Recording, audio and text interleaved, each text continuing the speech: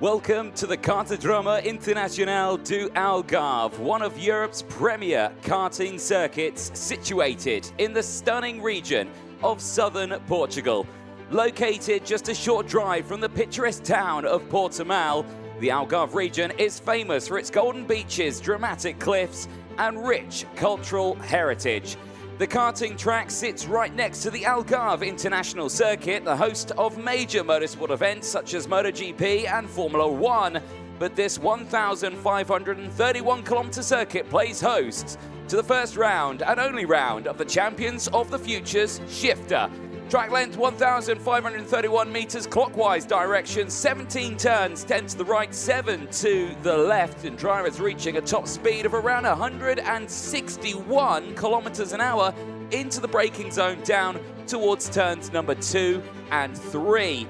This track so far this weekend has played host to 5 qualifying heats and of course time qualifying. We saw some fantastic times, but that was all done in wet, rainy conditions. And looking at the weather forecast for today, we're not due any rain. So today could be dry running all the way throughout, which means drivers will get to use those brand new slick Dunlop tyres that the majority of them haven't used throughout the entire weekend so far. Myself, Anthony Jordan, in the commentary box over the course of this weekend, providing you all the action from this weekend's racing. Like we're saying, 3 categories over the course of today. We've got KZ, KZ2 and KZ2 Masters, but we kickstart with the Premier Class. KZ that'll be heading out to the circuit in just a few moments' time. Man Kramers, who put it on pole position in time qualifying, starting this one at the front and did a flag to flag yesterday. So absolutely no drama for him as he starts this one at the front. And here is what unfolded yesterday. Here's a look at some of the highlights. The first day of racing for KZ on Thursday started with wet conditions after the rain started to fall after time qualifying. It was Ryan Kramers, though, who had managed to put it on pole in the qualifying session as the rain started to fall.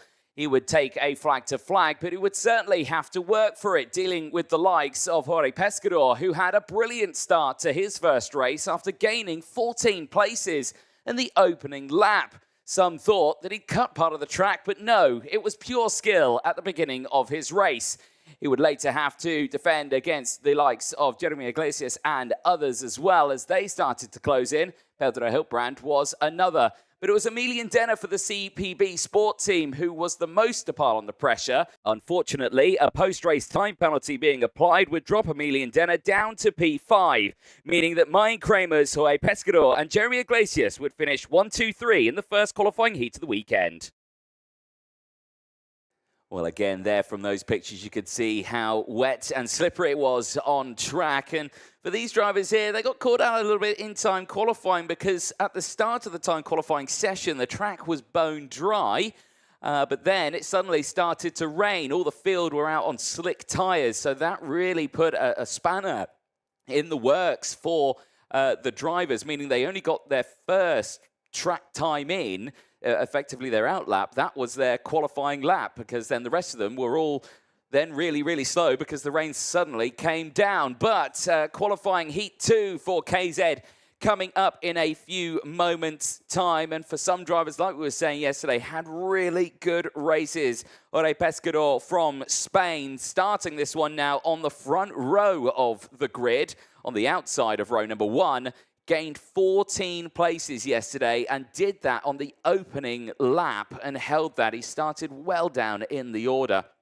An absolutely superb race for him yesterday. The same can be said for Adrien Renardin, the Frenchman, who gained 15 places. He starts this one now P8. But there, Ryan Kramers, who was pole position in timed qualifying and, of course, did a flag-to-flag yesterday. Absolutely superb start to his weekend and is looking once again to deliver on this one. Speaking to him, he said, you know, it's my first pole. He's never been up there before, and he certainly delivered it well here. As the engines fire up, drivers will make their way out onto the circuit, and we'll take you through that full starting lineup in a few moments' time. But like we were saying, drivers really gained positions yesterday, but now it's dry.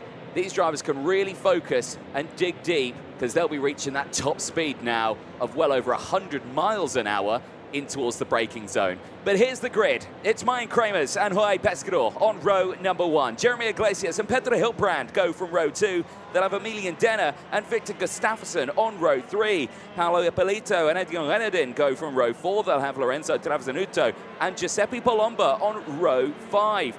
Stan Pex and Johan Segal start from row 6. They'll have Senna van Wallstein and Arthur Cabanel on row 7. Then you have Albanese and Riccardo Longoni go from row 8. They'll have Lorenzo Camplese and Francesco Salenta on row 9. David Trefilov and Jay Irwin on row 10. Lewis Beck and Jan Koivo on row 11. They'll have Matteo Vigano and Matthias Torrengiani rounding out the 24-car grid. Now, hopefully, Matthias Torrengiani is out there because he wasn't yesterday. He was a non-starter in the first race of the weekend. But looking at my timing screen here, the Elto Racing driver from Italy in the 408 has gone onto the circuit. So I'm not sure what happened yesterday. Maybe it was a miss of the gate for Torrengiani, but he was not on the grid, which was a big shame to see. But like you say, now can capitalise and see what he can do today with the sun shining. And like we were saying, no rain forecasted. It is a beautiful day out there in a few moments' time. But like you say, it's 18 degrees. It's a little bit chilly in the morning. We expect it to warm up a little bit later on.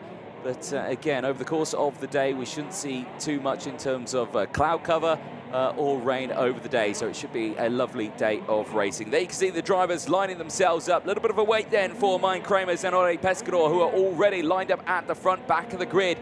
Still making their way out of turn 16 in towards 17. And you can see them getting slowed down now. But a tense time for the drivers. One qualifying heat is down with drivers already gaining mega positions. But let's see what happens today in the sunshine here in the Algarve, the Portimão circuit, and we get ready to go racing. Well, the message from race control there just coming through, looking like we are good to go. And at the front here, Mine Kramers and Jorge Pescador getting ready to start this race as the lights start up. 4 red lights are on, lights go out, we race here in the Algarve and down in towards turn 1. It's a lightning start for Kramers on the inside line, and there's carnage in the background. Several carts going off the circuit, but one only getting caught out the most. And who is that? It looks to be like a CBB Sport. Is that Senna van Wallstein? I can't. That's a very nicely placed tree there. It's the 423, and it is. It's Senna van Wallstein who is out of this race, and he will go no further. Well, he's got it going again, which is good. So he's managed to get it restarted, but right at the back of the field, and he's pretty much out of this race. Another driver, I think, got caught out in that, Jay Irwin. But managed to get his kart back in a straight line, but certainly not the start they would have wanted for 2 drivers. Mine Kramers, however, has had a good start. The driver of the 413 has broken away nicely, and you can see there as well, it looks like the CRG of Jeremy Iglesias in the 420 has got up into 2nd place. There is Jorge Pescador in the 416, currently in 3rd place and trying to hold off the likes of Pedro Hilbrand. Just behind. Hilbrand looks to the inside here, down in towards turn number 2. Can't quite do it. Slots back in behind as they disappear out of view. They'll head in towards the likes of turns 3, 4, 5, and 6. It comes up quickly here. The hairpin of turn number 5 as out of the race is David Trefilov. Unfortunately, the Maranello driver going no further in this race. He had a torrid day yesterday, dropping 11 positions plus a 10-second time penalty. And now in qualifying heat 2, he's out of this race.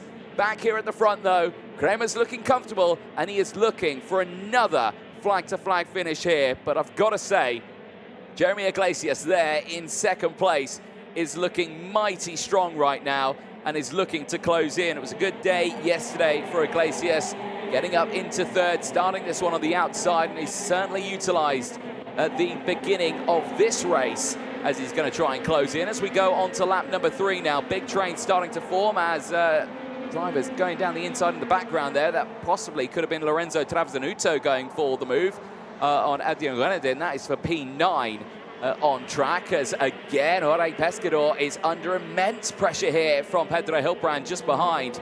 And of course, if Hiltbrand can get the move, Palomba and Denner, they will certainly capitalize on this one here. But I think they need to focus on the bigger picture, and that will be Kremers and Iglesias, who are closing in just in front of them. So again, if they can focus now on dealing what can happen there, they might have a chance of getting into the lead of this one. But that is easier said than done, because look at this right now. Jerry Iglesias right on that rear bumper is looking for P1 here, out of turn 17, back on the start-finish straight. Drivers reaching now 161 kilometers an hour into the braking zone, and down the inside, it is the likes of Jeremy Iglesias who now leads the way. And it is still Mike Kremers who's there. I think he's having a bit of a timing issue because he's still there in P2. He's not on the timing screen right now, as into the pit lane there comes Lorenzo Camplese. He becomes the 4th retirement of this race, and not what you want to see at all. But yeah, Mike Kremers is currently showing up as P20. Can confirm he's still there in P2. So any Kremers fans out there, don't fret too much. Here we go then, into the infield section. They come back up the hill through turns 14 and 15 now, in towards 16. Again, we don't see many overtakes through 16 or 17. It's too fast, it's too open through this part of the track. You have to wait, see if you can get the slipstream here, down the long start-finish straight, and of course at these top speeds. But Iglesias' setup here looks so much stronger now. It was Danilo Albanese and Paolo Ippolito, I think, the 2 teammates there for Kart Republic, going a little bit wheel to wheel in the background. They're still having a good race, and Danilo Albanese certainly having a good race, up 8 positions so far in this, the same as Giuseppe Palomba, 6 places gained, as there's another kart off the track there. That could be, in fact, I don't know who that is, as it's all kicking off here now, as backwards is going Jorge Pescador. Pescador going backwards in the field. He's got caught out now. He's gone behind the likes of, I think, Paolo Ippolito. So he's tumbled down the order now. He's down into P7, not what he wants to see at all. Well, that certainly puts a little bit more or less pressure on the likes of Kremers just behind.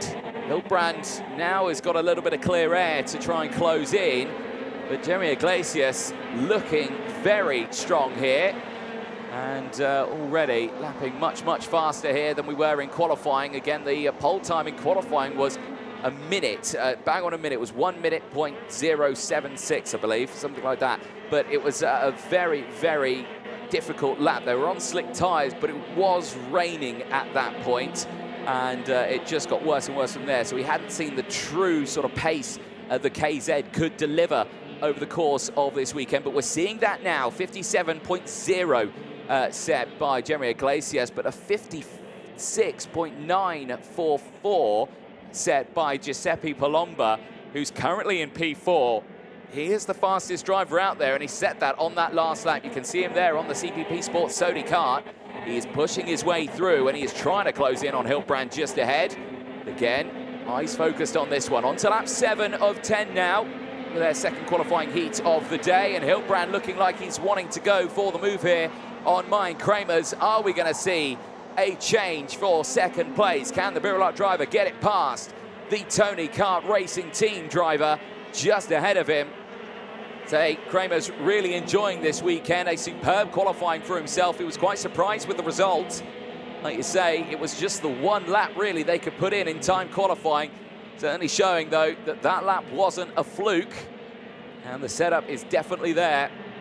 Pushing strong in this phase. Further down the field, though, the top 6 in one group. Then you've got the likes of Jorge Pescador battling away with Daniel Albanese. Travasanuto, the 2024 European champion this year, currently running in 9th place. He's got Victor Gustafsson for company just behind. Arthur Camarnel up 3 places, currently in 11th place. Adrian Renardin not having a good race this time around after he gained 15 places yesterday. Now dropping down. He's down into P12. He's lost out on 4 places in this one. Lewis Speck is up 8 as well. He's currently up to 13th. He's having a good run as we keep an eye on this lead battle. Still only the 5 retirements. That latest retirement was Matteo Vigano, We saw that Birilat kart on the sidelines a few moments ago, and there it was again on your screen, just going through in the foreground. So Matteo Vigano in the 402, the latest retirement in this race. He's focused on this one. Iglesias able to break away right now. The gap still close though, only about 0.4 of a second. Is another kart stranded on the circuit there in the background? Or is that just a media person walking away from a kart that was stricken out there? I think it was, yes. I think one of our earlier retirements in this race. Eyes on it now. We've gone to lap 9. Penultimate lap of this race. And Iglesias is looking for his first win of the weekend. The driver of the 420. Third place yesterday for him after Emilian Denner's 5-second time penalty that he received for a front fairing penalty. Came his way, would have finished in P3 otherwise, but right now is looking in control of this one as there's a latest retirement, and that is Jan Kuovi, the driver from Finland in the 415, going no further, and he is out of this race. That looks like a retirement down at turn 13. But eyes on this one, Iglesias leading, and there you can see the drivers behind closing in. So Kramer's still holding on to P2, but Hiltbrand is under pressure now from Palomba just behind. Hiltbrand needs to think now. He's got to defend and attack at the same time. Last lap board comes out then to the field of KZ as they make their way now round the 1.5 kilometre long circuit. And there goes the move down the inside. Hiltbrand, as there's a cut off in the background as well. Hiltbrand gets up into second place, and who went off the track there? And that went off in spectacular style. That looked to me like an engine seizure there, or just something locked up. And I think it was Jorge Pescador, the Club Cali Kart driver, who had a brilliant day yesterday, out of this race on the final lap at turn 1. Well, Iglesias leads by now 1 second. Hiltbrand now up into second place with yellow flags out at turn number 1. Kramer's now third. Palomba has not been able to get past just yet. He has stayed there just behind, but eyes are focused on the CRG Racing team. Out of the final corner, Jeremy Iglesias wins the first day and the first race of the day. It is Jeremy Iglesias across the line.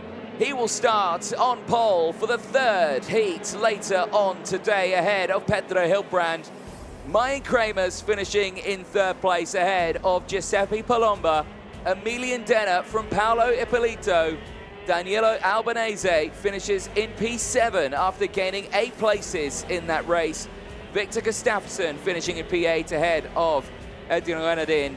Arthur Cabanel rounding out the top 10, 4 places gained. Stan Pex, Riccardo Longoni, Lewis Speck from Johan Segal, Francesco Salenta, Matteo Storangiani, Lorenzo Travasanuto finishes in P17, and the last driver to see the checkered flag. Multiple retirements in that race, and I suspect some very unhappy drivers. All the work yesterday from Jorge Pescador, gaining 14 places and starting this race today on the front row, retiring mechanical problems and out at turn number 1 on that final lap. The Club Cali Kart driver from Spain finishing in P18. Jan Koive as well, another retirement from Matteo Vigano.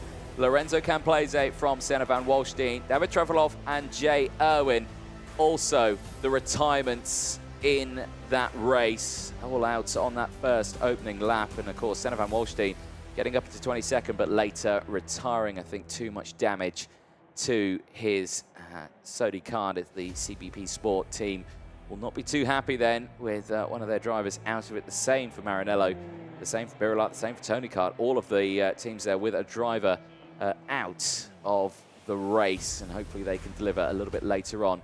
Not sure what happened to Jorge Pescador at the start of that race, or the end of that race, I should say. Certainly dropped down in that order with going off at turn number 1 in dramatic style as well. Not sure if it was mechanical in nature, but at the corner of turn 1, it's a flat-out turn. You can imagine he just went straight off the circuit there. It was mechanical in nature. But there, Jeremy Iglesias, delighted with that result, claiming 2 places and taking his first win of the weekend. be starting that next race later on today on pole position. It'll have the likes of Pedro Hilbrand and Mike Kramers and Giuseppe Palomba for company. Let's have a look at some of the highlights from that one, because the start initially, great getaway for Kramers and for Jorge Pescador. You can see Pescador only slotting down to 3rd place. Jeremy Iglesias getting up to P2. It was what happened further back. Senna van Walstein very lucky there not to get hit by any more as he slid straight across the circuit. Other drivers getting involved in that one as well. I think Lorenzo Camplese was another. There was David Trevelov, unfortunately retiring as well on that opening lap. I think also caught out with damage from that first corner incident. Again, later on there was Lorenzo Camplese making his way in, I think, as well. Too much damage to the car after getting caught out. Jorge Pescador, that was the moment then. He went backwards, a little bit wide then, out of, I believe that was turn 15 on the circuit, so not the way he will have wanted to go. There was Jan Kouavi retiring, the Finnish driver going no further in that race, unfortunately finishing in P19. Going on to the last lap of this race, though, this is where it came interesting, because you can see there in the front the overtake for second, but right there in the background you see the likes of Jorge Pescador, unfortunately, out of the race and going off at turn number 1, but certainly a brilliant race for Jeremy Iglesias, pushing his way through the order on that one, taking the first win of the weekend for him. He will start the day very high, and we'll see him out later on today as well. KZ for their qualifying Heat 3 will be out later on today. That'll be Heat 14 of the weekend. That'll be due to start at around 10 to 3 local time here in Portimão. So make sure you stay tuned for that one. But don't go anywhere. More races coming up. KZ2 is coming up next for qualifying Heat C versus F. And again, yesterday for KZ2, a very dramatic day in a lot of the races. Drivers who started high up getting caught out in incidents. Drivers who started low down getting caught out in incidents. But some gaining multiple places in this one, and the likes of Paavo Tontteri, who starts this race on the 13th row, 26th place yesterday, finished his race in P3, gained a multitude of positions. The same can be said for Gianni Andresani as well. He also finished P9, and he started his race P21. So again, drivers at the back of the field making positions. And here's a look at what happened over the course of yesterday. Some of the highlights. KZ2's first day of racing on Thursday also had to deal with wet, rainy conditions, but Artem Sevrukin would put it on pole position and would start at the front row for Groups A versus B. But it was the ENF group out first, and Dion van Verven, who was pole for the group, took a flag-to-flag finish ahead of Matej Spergel and Paavo Tontteri, who finished in 3rd place. Group C versus D was next. Christian Bertuca, who didn't start on pole, started behind, but he finished that race on top. It was Jean Louillet started on pole, but finished in P2. He would have to battle away with Eric Holm, who finished the race in 3rd place after a very dramatic run. Other drivers who did struggle in that race saw themselves in the wall, but it would be Christian Bertuca taking his first win of the weekend. Artem Sevrukin, the fastest in time qualifying, put himself in a really strong position, taking the win ahead of Timo Jungling and Daniel Vasile, and winning his race by a grand total of 7.4 seconds at the end of the first day of racing for KZ2. Well, there, a good look back at yesterday, and as well, with those wet, rainy conditions, drivers certainly had it all to play for, but now everyone's sporting a brand new set of dry, slick racing tyres. These will be unused, of course, because their qualifying was out on wet tyres. Their first race is also out on wet tyres. There on your screen, though, for the Birolat team, Jean Louillet from Switzerland, fastest in his group in time qualifying, starts this one on pole position. Yesterday came away with a 2nd place finish, lost out to his fellow teammate starting just behind him, Christian Bertuca, who took the race win. Matej Spergel yesterday as well, good results, finishing in P2, starting as well this one from the front row of the grid and looking to capitalise again in this race. Be curious to see what the Frenchman can do from the outside of row number 1. But like we were saying, Christian Batuka certainly getting a good getaway. One driver, though, which is good to see on the grid, Yanis Savico, who's starting this one, P4, the Spaniard for the Tony Kart Racing team, DNF'd in his first race yesterday, alongside a fair few other drivers, most notably as well Zoe Florescu, who starts this one, P22.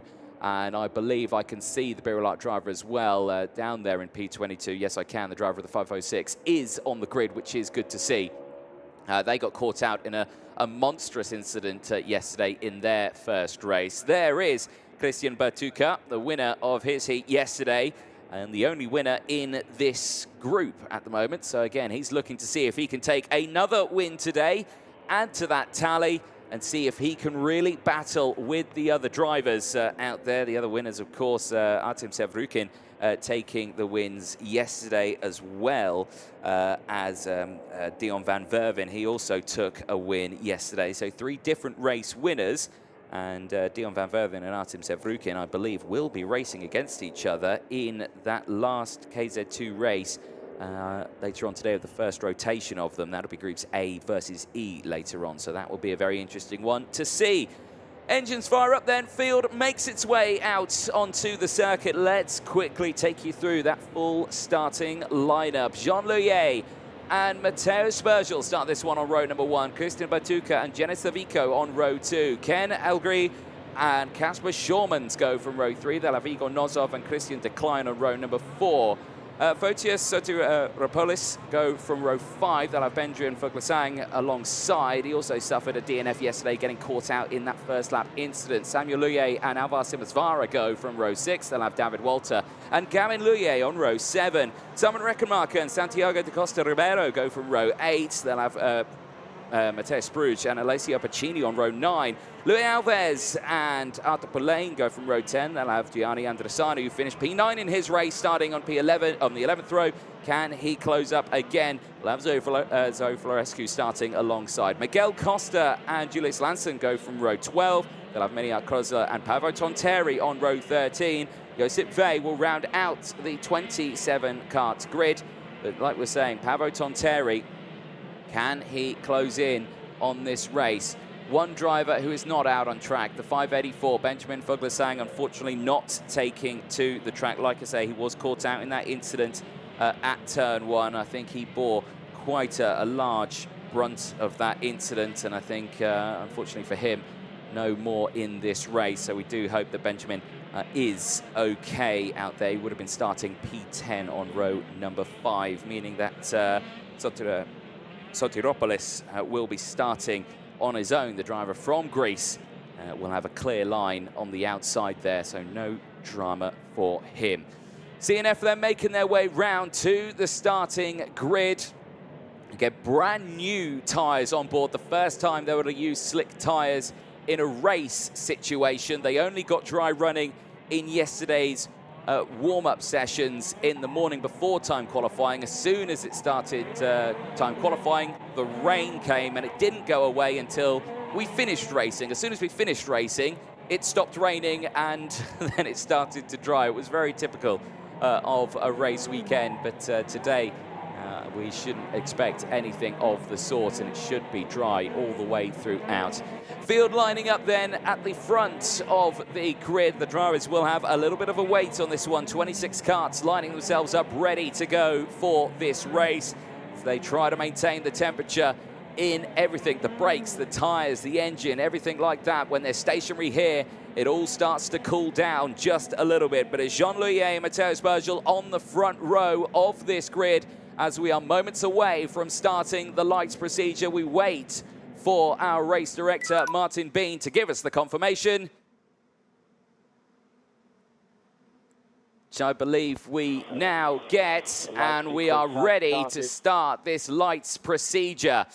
Well, for Jean-Louis and Mateusz Bergel. They get the 4 red lights. Lights go out. We race down in towards turn number 1. It's a lightning start at the front, but it is the CB Sport driver of Mateusz Bergel who leads the way down in towards turn number 2, straight off. At turn number 2, there goes one of the Birrells. I couldn't quite see the number. And who was that? Someone quite high up in the order. Was that the light? Was it Jean-Louis? Was it Christian Batuka?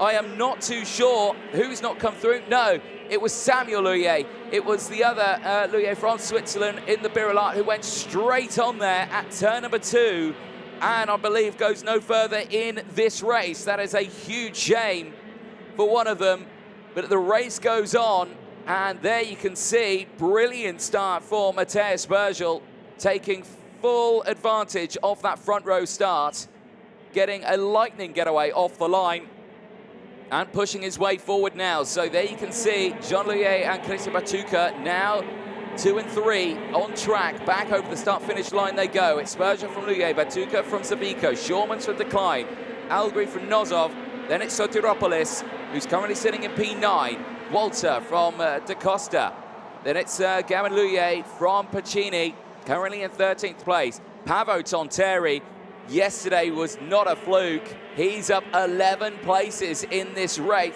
Scratch that, make it 12 places. He's up into P14 right now and is pushing his way through. Down the inside, big send for Kasper Shormans. Not going to be enough. He has to concede the spot. Yanis Savico holds on to 3rd place now as they make their way through. So again, big shakes-ups here. Batuka's gone down to P5.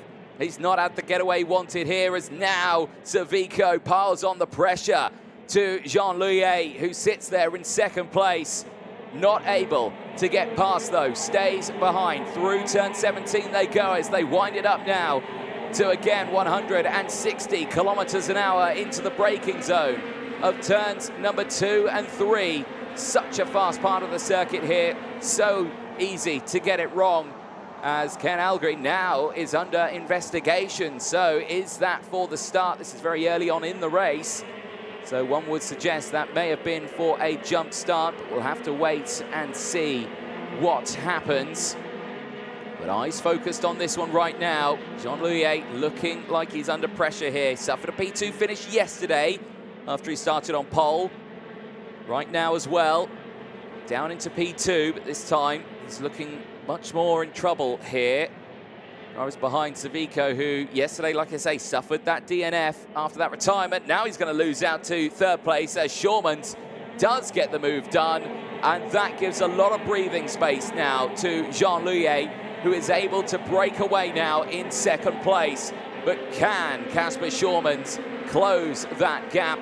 And can he close the gap up to Mateusz Bergel, who now leads the way by 1.2 seconds at the front?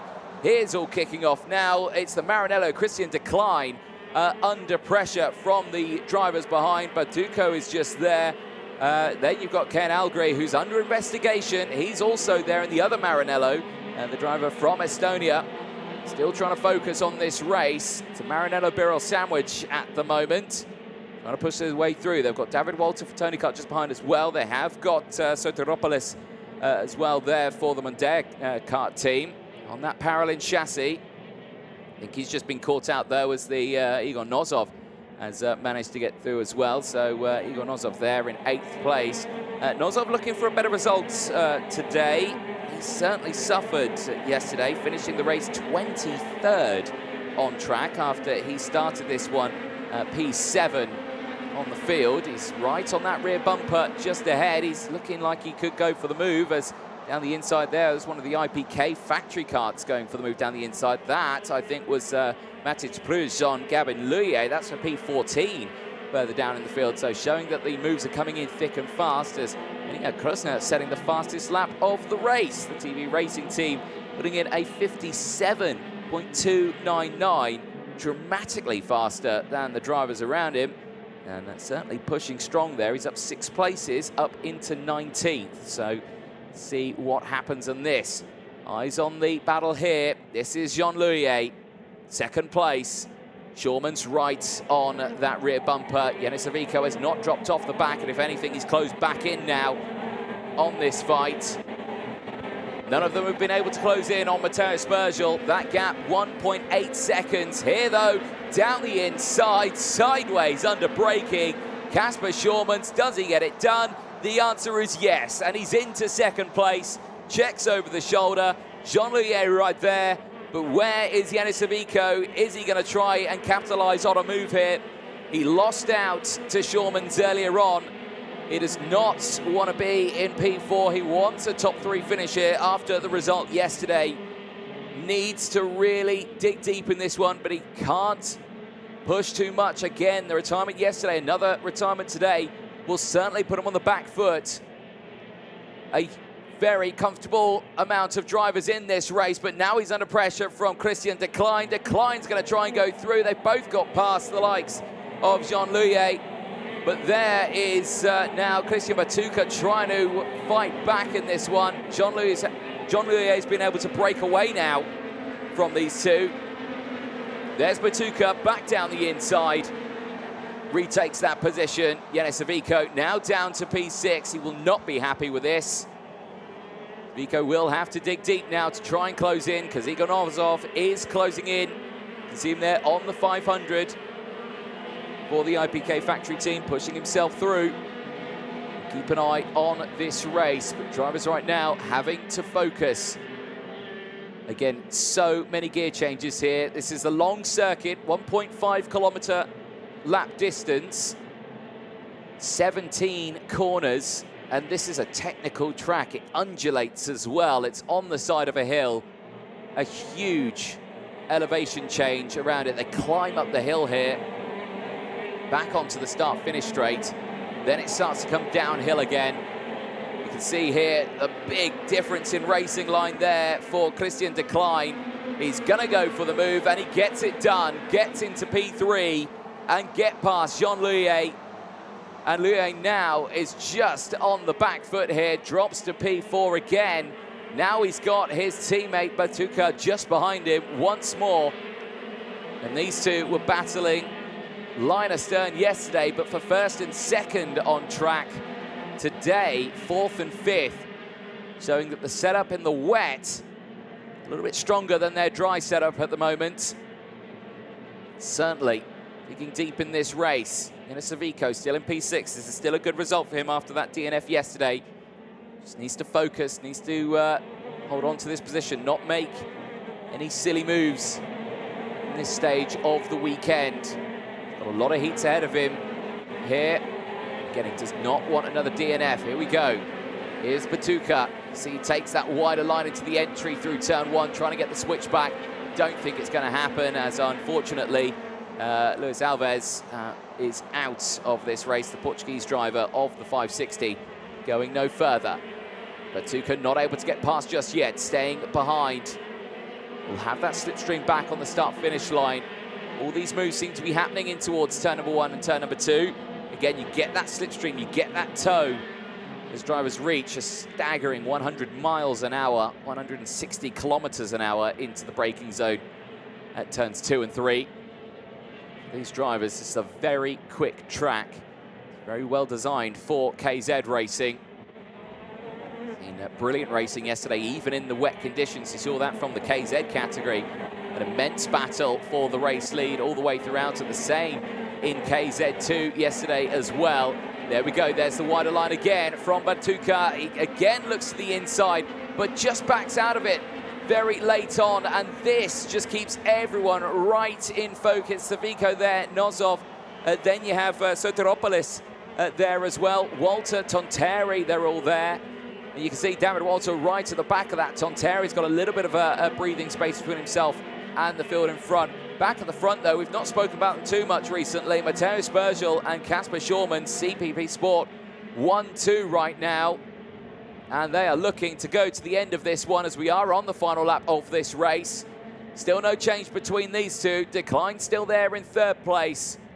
But Louis and Batuka still line astern with that huge strain behind them. But here, Matteo Spergel, he's looking for a race win today. It was 2nd yesterday. It's a win today for the Frenchman as he crosses the line. That is a 2nd place and a win. He adds that to his tally, and he looks good now in the points. But again, we have to see what happens later on, because you have to remember the likes of Artem Zevrukin and Dion van Verwen, both of them with a race win, and they start on the front row for their race later on. That'll be the, not the next race, that'll be the second race that we see for KZ coming out after this one. But for Matteo Spergel, takes his first win of the weekend then ahead of Casper Schurmans. Christian Decline finishing in P3. A very good result there after finishing P10 yesterday in the first race of the weekend. Lee capitalising on that result. Drivers will make their way back then into Parc Fermé. Let's take a look at the full race results. It's Spergel from Schurmans, Decline from Jean Louillet, Christian Batuka from Giannis Avico, Igor Nozov from Sotiropolis finishing in P8, David Walter from Tonteri, De Costa Ribeiro from Princini, then Alvar Simonsvara, Gavin Louillet, Matej Pruch finishing in P15. Simon Reckermarker finishing in P16 ahead of Ken Algri. Not a good race there, under investigation and dropping to P17 in that race. Maniak Krosner, 7 places gained, finishes in P8 ahead of Miguel Costa. Atapulain from Josip Vey, Julius Lanson from Gianni Andresani, finishing in 23rd place ahead of Zoe Florescu, finishing in P24. The 3 retirements, or 2 retirements and 1 non-starter, Louis Alves, Samuel Louillet and Benjamin Fuglisang, who did not start. But there on your team screen for Matteo Spergel, 2nd place yesterday, a win today. Let's see how he did it. Start of that race there, just lightning reaction straight off the line, straight into 1st place. Christian Batuka as well, going wheel to wheel with Jean Louillet. They would battle early stages right at the beginning of that one, but straight on here, I think there was a little bit of contact at the beginning of that one for Samuel Louillet as he went straight on at turn number 2 into the braking zone and unfortunately out of the race in the early stages. This is Spergel getting the move done on Yanis Avico. Avico down to 4th place early doors of that race, then on lap number 6 later. Again, that was so close to disaster there for Matteo Spergel, but getting that move done on Jean Louillet, that put him right on the back foot here now as the Maranello driver, Christian Decline, was able to close in here, going wheel to wheel with all of them and certainly get involved nicely in this battle. The move down the inside through turn 17. We haven't seen many moves there, but had it lined up beautifully. Later on again, you can see Louillet trying to claim anything back in this race, later getting the moves. Again, just stuck in that battle there, the latest retirement. Louis Alves, unfortunately, driver from Portugal, retiring on that CRG chassis. But for Matteo Spergel, a good race for him, taking a race win from the front row of the grid. A 2nd place yesterday, and a win today puts him in a very strong position for this one. So we look forward to seeing what they can do later on today. You can see Group C and F out much later on in the afternoon. We turn our attention now to qualifying Heat B versus D, heading out onto the circuit. This will be Daniel Vasile and Nicholas Roux starting on the front row for this one. No drivers in this race, though, have come away with a qualifying heat win. So this will be a first win for any one of the drivers in this race.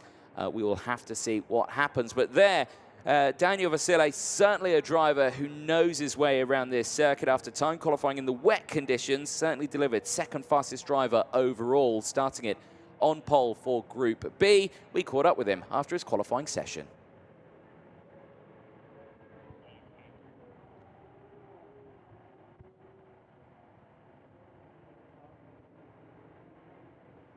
We'll Kai and cut back to that interview in a few moments' time as we're having a little audio trouble there. But there on your screens, you can see the grid lining themselves up. 2nd row of the grid, a very interesting one though. Norton Andreasen and Nacho Tunion starting on row number 2. Now they had tricky races yesterday. A retirement on the final lap for Norton Andreasen. So he got caught out with an incident with David Walter. They went into the wall down at turn number 12 on the last lap of their race. He starts this one on the 2nd row, P4. Nacho Tunion as well, not a great race for him, dropping to 23rd yesterday. There on your screen, though, that is Nicholas Roux, P6 for him yesterday. Starts this one on the front row, looking to see what can happen in this race. He starts it like we say, on the front row of that grid. Timo Jungling and Eric Holm as well, they go from row number 3. Again, relatively decent races for them yesterday, a second and a third for them in their races. And Timo Jungling finishing behind the likes of Artem Sevrukin yesterday. They were in the same group. That was A versus B yesterday. Was Timo Jungling's pace certainly delivered. He hasn't got the likes of Artem Sevrukin, but he has got the likes of Daniel Vasil in front of him. So he's got a lot of work ahead of him for this one. Engines fire up. Let's take you through that full starting lineup as the field makes their way out onto the track. It's Daniel Vasile and Nicholas Roos on row number 1. Nacho Tunion and Norton Andreasen going from row number 2. Timo Jungling and Eric Holm on row 3. They'll have Anatoly Kavalkin and Matti Rittinen on row 4. Corentin Rousseau and Victor Larsen go from row 5. They'll have Dmitry Matviev and Kirill Kutskov on row 6. Tigran Panutian and Maximilian Schleimer on row 7. They'll have Nicola Rossini and Enzo Boll on row 8. Camilo Calderon and Ellie Goldstein go from row 9. They'll have Emma Felbermeyer and Patrick Janssen on row 10. Lenaish and Jose Antonio go from row 11. They'll have Mario Penazzo and Vladimir Verkalantsev on row 12. Tia Blanc and Christian Alou on row 13. They'll have Boris Zarafsky and Filippo Florentino on row 14. Looks like all drivers have made their way out onto the circuit. We'll confirm that when they all cross the timing beam, but so far so good. 10-lap races for this one for KZ2. Again, a really strong performance yesterday for many of the drivers. But like you say, for others, they need the good results today. Confirmation everyone is out on the track, and I believe all drivers have got their fresh tyres. Confirmed that they have. Again, all these drivers did use those wets yesterday, caught out in the wet, rainy conditions. And the rain certainly very interesting yesterday. It wasn't big drops of rain. It was like a fine mist of rain that just soaked everything very quickly. The drivers absolutely hated it because even the wetsuits they were wearing did nothing because the rain just got everywhere. Final few chances to warm up the tyres and brakes on the car. You can see the drivers really lighting up those rear Dunlop tyres to get them all sorted out for this race. You have to try and clean that release agent off the tyres. But let's see what happens for this group of drivers. Lined up now at the front is Daniel Vasile and Nicholas Roos. The rest of the field, though, still sorting themselves out. The last of the field coming through turn 16 still. It's going to be a lengthy wait for the drivers at the front here. Of course, you can see the revs still coming in. Drivers just holding on to their carts. It's a little bit of an interesting grid on this one. It is downhill for them. They need to make sure they don't accidentally roll at any point.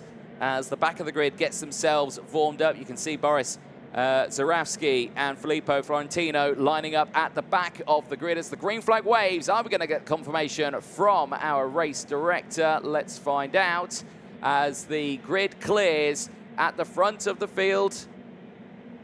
The light sequence has started there. Confirmation from our race director. Let's see what happens. Lights are all on. They go out and we race in KZ2. It's a good getaway. And it's a great getaway from Daniel Vasile, who breaks away at the front of this one. There's dust up at the back. I think some drivers getting caught out there. But everyone getting involved nicely. It looks like Daniel Vasile retaking the lead at the start of this one. The 517 taking control of this one nicely. There you can see Norton Andreasen in the parallel has gone up into second place. He's had a brilliant start. But where is the rest of the field right now? There you can see Nicholas Roos is there in third place.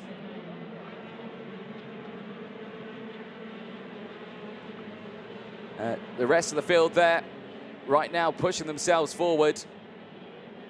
Now let's see what happens here in the early stages of this race. There you can see as well, everyone pushing through. Eric Holm as well, not getting the best of start. Nacho Tunion under pressure in P4, pushing his way forward. Back over the start-finish straight they go then. And now in KZ2, Daniel Vasile leads the way. Andreasen from Roos, Tunion from Kavalkin, Rousseau from Jungling, Rittinen from Kutskov, Bonatian from Schleimer, Bol from Matviev, Rassani and Larsen rounding out the top 15. But right now, here you can see Nacho Tunion and Kavalkin going wheel to wheel. Nicholas Roos out of this race. Nicholas Roos tumbling down the order and is out of this race, going no further. But that is not what you want to see at all for Nicholas Roos. Yesterday was a good day, finishing in P6 inside the top 10. Today, it's a DNF. So Vasily leads the way. Andreasen from Nacho Tunion still there in third place. Kavalkin, though, right behind. And he's got the likes of Corentin Rousseau in P5, right behind him, back on the start-finish straight.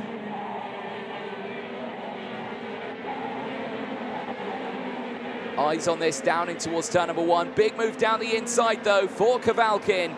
He gets past, and now Corentin Rousseau gets through as well.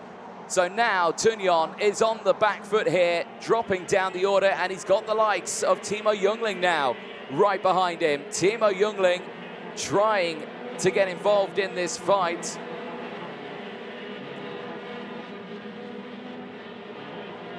Well, let's see what happens here. Vasily breaking away now, 0.8 of a second. Here's Jungling. He's looking for the move now on Nacho Tunion as well. Tunion slams the door closed. Kutskov is being able to close in just behind as well. Back on this one here, Kavalkin and Rousseau. Corentin Rousseau not able to get the move done just yet. You can see the 508 trying to find a way through. Watch them through turn number 1. Are we going to see that wider racing line? No, he's not going to try and go for the switchback here, down in towards turn number 1. But I guess Timo Jungling is. He's going to look down the inside. He's not going to make it work, though. And now Kutskov is right on that rear bumper just behind them. So again, battles happening thick and fast all the way throughout. Enzo Bol, now fastest driver on circuit, 57.387, is pushing his way forward and delivering a good run right now. He's currently up 5 places in this race. Other big movers as well. You've got Mario Pinazzo, who's gained 7 places, and Filippo Florentino as well, 9 places gained at the start of this race. There has been retirements, though. We've seen Nicholas Roos, unfortunately for him, out of this race. From South Africa going no further. Also, we've lost the Brazilian for Czech Republic, Christian Alou, in the 541, another retirement in this race. Rest of the field, though, looking strong as the front runner here, Daniel Vasily, looking for his first win of the weekend here, is breaking away now. 1.2 seconds is the gap. Eyes on this one here. This is the battle for third place. Kavalkin and Rousseau line astern right now, but not able to change position. Goldstein now setting the fastest lap of the race. Eli Goldstein, only up to 1 place, currently in P17, is pushing through. It has got the likes of Filippo Florentino just behind, who's gained 10 places and is right behind now. The likes of Eli Goldstein. Eyes on this here. Every failed overtake from Corentin Rousseau brings Timo Jungling closer into the third place battle. You can see that is closing in. Now they are both closing in, though, on Norton Andreasen. Andreasen is under pressure as well. Is there in second place. Not able to close in on Daniel Vasily, but it's again, he's not gaining time here on the likes of the drivers behind, so he's going to be in a really strong spot. Now this looks interesting. Is that a rear flat tyre? I think it is a rear flat tyre for, is that Enzo Bol? I think it is in the 531, because he's tumbled down the back of the field now. The SP Motorsport driver out of this race. I'm not sure how he's picked that up, if it was contact with another or debris on the circuit. There he comes back in towards Parc Ferme. And that is a race over there. And yeah, that is a complete failure, complete flat tyre of that rear right tyre on Enzo Bol. It's a big shame for him. Again, not a great result from him yesterday. Another not great one today as well after starting P16 in this race. Eyes back on this battle here, though. Norton Andreasen in second place, being closed in by Anatoly Kavalkin and Corentin Rousseau. They as well getting closed in by Timo Jungling. This battle is far from over, and a big send down the inside for Corentin Rousseau and Anatoly Kavalkin. Youngling tried to get through as well. The door was slammed closed by Kavalkin and denied, but a big step out of oversteer from Anatoly Kavalkin, and that's really going to put him on the back foot here. If that gives a green flag to Timo Youngling to go for the attack here, he knows he's under pressure. He's right on the bumper now. He's just not able to find the gap again. He looks to the inside there again, climbing up the hill through 14 and 15. Not close enough now through turn 16 and back out of the final corner. 17 will go on to lap number 8 of this race. 7 laps completed. The battle, though, for second place is looking like it's on here. Andreasen is under pressure from Corentin Rousseau, who has managed to close up to this position. 6 places gained. Can he make it a 7th place gain? As Daniel Vasile still in the lead now. 1.7 seconds is the gap. The battle's behind still kicking off, though. Got Kutskov from Benatian, Schleimer from Rittinen, Matviev from Rosani. Tugnon's gone down to 12th place now in this race. Nacho Tugnon not having the results he wanted. Didn't have the result yesterday, like we said it earlier on. 23rd place for the Spaniard.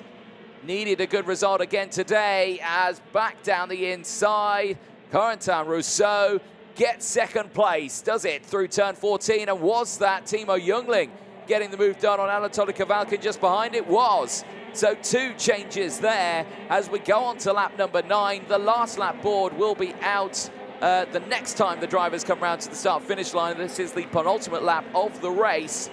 And Corentin Rousseau now up into second place.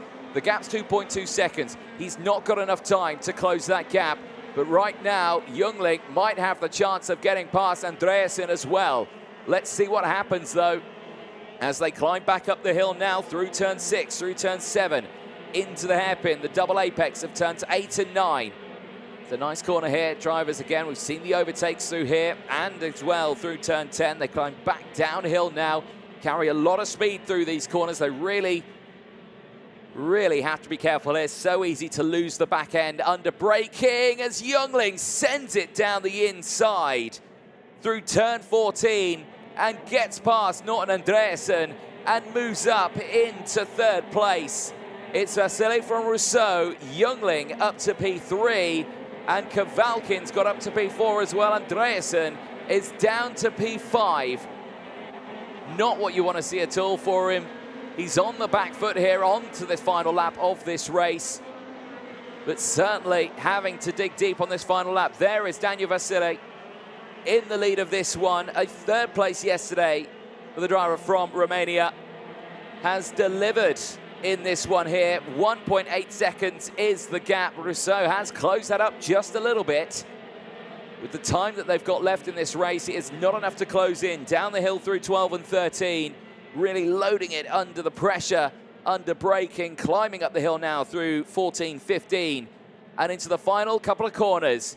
Yesterday was P3, today it's a win. Out of the final corner, Daniel Vasile takes his first win of the weekend across the line. He wins in KZ2 qualifying Heat B versus D. Corentin Rousseau finishing in P2, gaining 7 places in that race.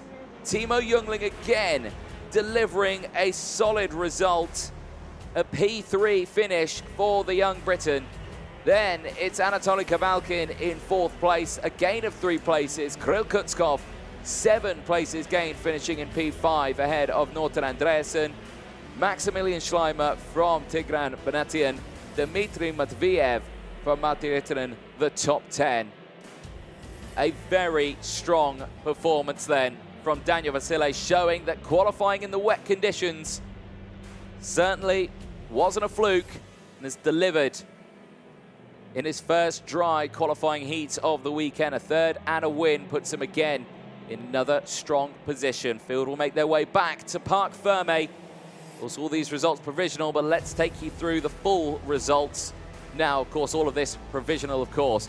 Gone over the top 10, 11th place down sees Nicola Rossini, Victor Larsen, Patrick Janssen from Mario Pinazzo, Ellie Goldstein rounding out the top 15, some 10.4 seconds further from the rest of the field. Emma Feldmann gaining 3 places, finishing in P16 ahead of Nacho Tunion, dropping to 17th place. Again, another not great result for the Spaniard. Eric Holm from Len Naish, Vladimir Verkalantsev from Filippo Frontino gaining a fair few places to finish in P21. Camilo Calderon finishing again just behind as well. Theo Blon and Jose Antonio and Boris Zoravsky finishing in P25. The 3 retirements, Enzo Bull, Nicolas Ruz and Christian Alou. Let's have a look at the highlights from that race and see what happened to Nicolas Ruz, the driver who started on the front row, and there you can see the start there, absolutely superb, got away and in the lead of the race right at the beginning. You can see here, mechanical issue for Nicolas Ruz, straight off the track, and there you can see absolutely devastated. The driver from South Africa out of the race right at the start. That would give the lead to Daniel Vasily. There would be the flat tyre for the likes of Enzo Bull for the SP Motorsport team.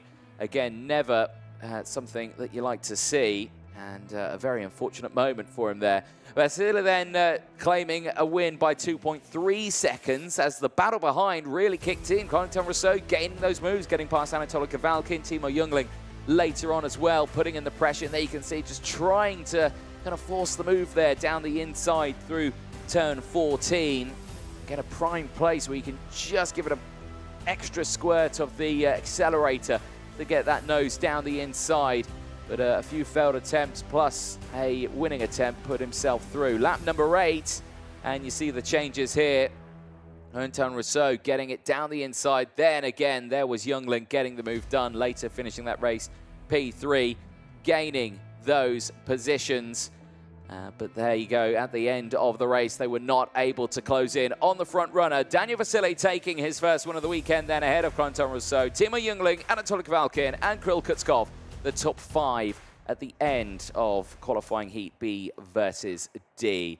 Well, here we go then with the second end of the full rotation for KZ2. Qualifying heat A versus E coming up next. And Artem Sevrukin starting this one on pole position, winning his first race yesterday. We'll have the likes of Dion van Verven starting alongside as well, himself also taking a race win. Now he will have a lot of work ahead of him here to try and battle away with the likes of the driver on the Birilat team. But let's catch up with Artem Sevrukin. Here's what he had to say after time qualifying.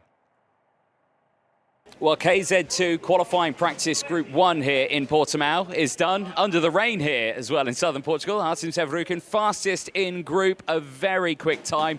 But tell us, how was the track feeling out there? It looked very slippy. Yeah, the track changed really quickly from the second practice. But yesterday in the rain we find all with the chassis, like with the engine, with everything. We know that we were fast, and also it's nice to be back in one of my favorite tracks. So I just make maximum from this opportunity.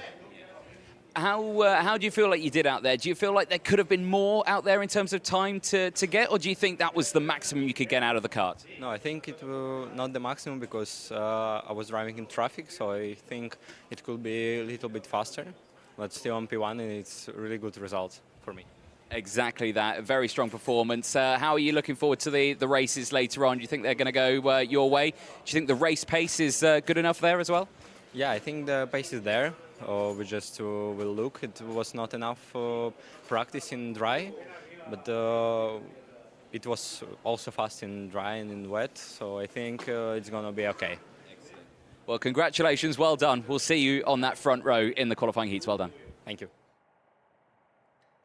Well, great to chat there to Artem Sevrukin, starting this one on pole position. He will have trouble starting around him, though, because he's got the likes of Dion van Verven, who took that win yesterday, starting alongside of him. He's got Matías Morgado as well from Brazil, just behind him as well. And he's got Roman Shaparov as well from Armenia, starting this one as well on P4 on that second row of the grid. 1 minute board up in the sky.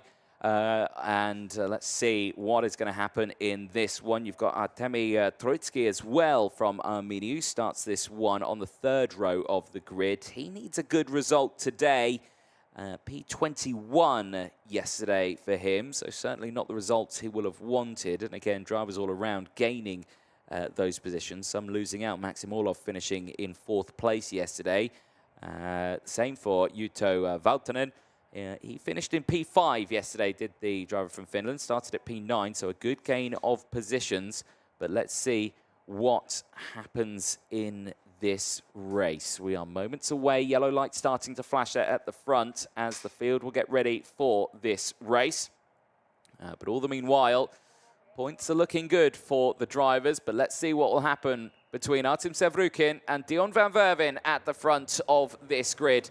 Engines fire up, maybe for all, because one of them is struggling, and that is Artemi Troitsky, who I think now gets it fired up. But a bit of a shaky moment there for the driver who finished 21st place yesterday. So hopefully it's a good getaway today. Let's take you through that full starting lineup. It is Artem Sevrukin and Dion van Werven on row number 1. Matthias Morgata and Roman Shaparov on row 2. Artemi Troitsky and Marcus Kayak round out row number 3. They'll have Simon Billman and Zavre Avramides on row 4. Juho Valtonen and Maxim Orlov round out row 5. They'll have Tim Licati and Manek Skrivan on row 6. Karl Pazovic and Kimi Tani go from row 7. They'll have Jokubas Bagdonovicus on row 8. They'll be accompanied by Gabriel Gomez on that row. Jan-Luca Wertmann and Darius Babianova round out row 9. They'll have Alfredino Ipiapina and Jean Nimblon on row 10. Francisco Paredes from Ecuador will have Matilda Patz from Germany on row 11. Jens Reuer and Florian Breitenbach on row 12. Emmanuel Mai and Eduardo Mormarelli on row 13. They'll have Ruben Kerfer on row 14. 26 carts in this because Darian Babinoa has not taken to the circuit. The 542 I saw did not take part yesterday in the qualifying heats. I think today is another non-starter, so we do hope he is okay. Well, let's see what happens in this one as drivers again get their tyres all warmed up ready for this one.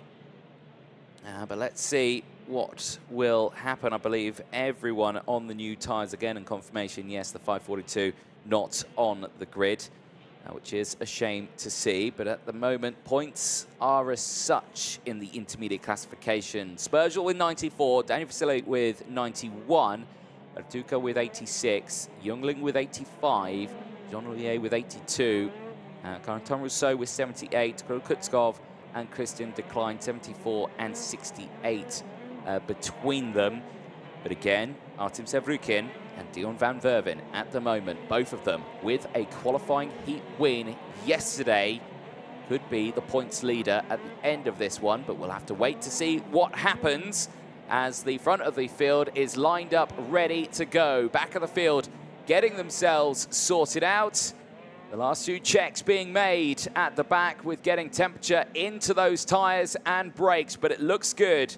Ruben Kerfer at the back there, Eduardo Mormarelli as well, starting alongside on row 13, get themselves sorted out. We get the green flag at the back.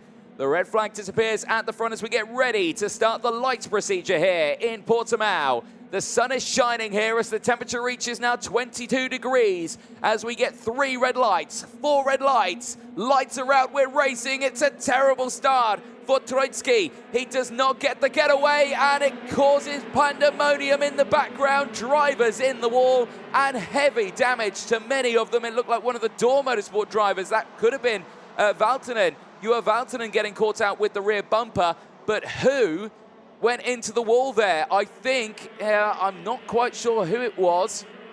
I will try and see who's not come through. There's been several drivers who've not come through. I think it may have been Jean Nimblon who went into the wall. It is a Sodi kart, so the CPB Sport team losing out Jean Nimblon at the start of that one. So not the result they would have wanted here.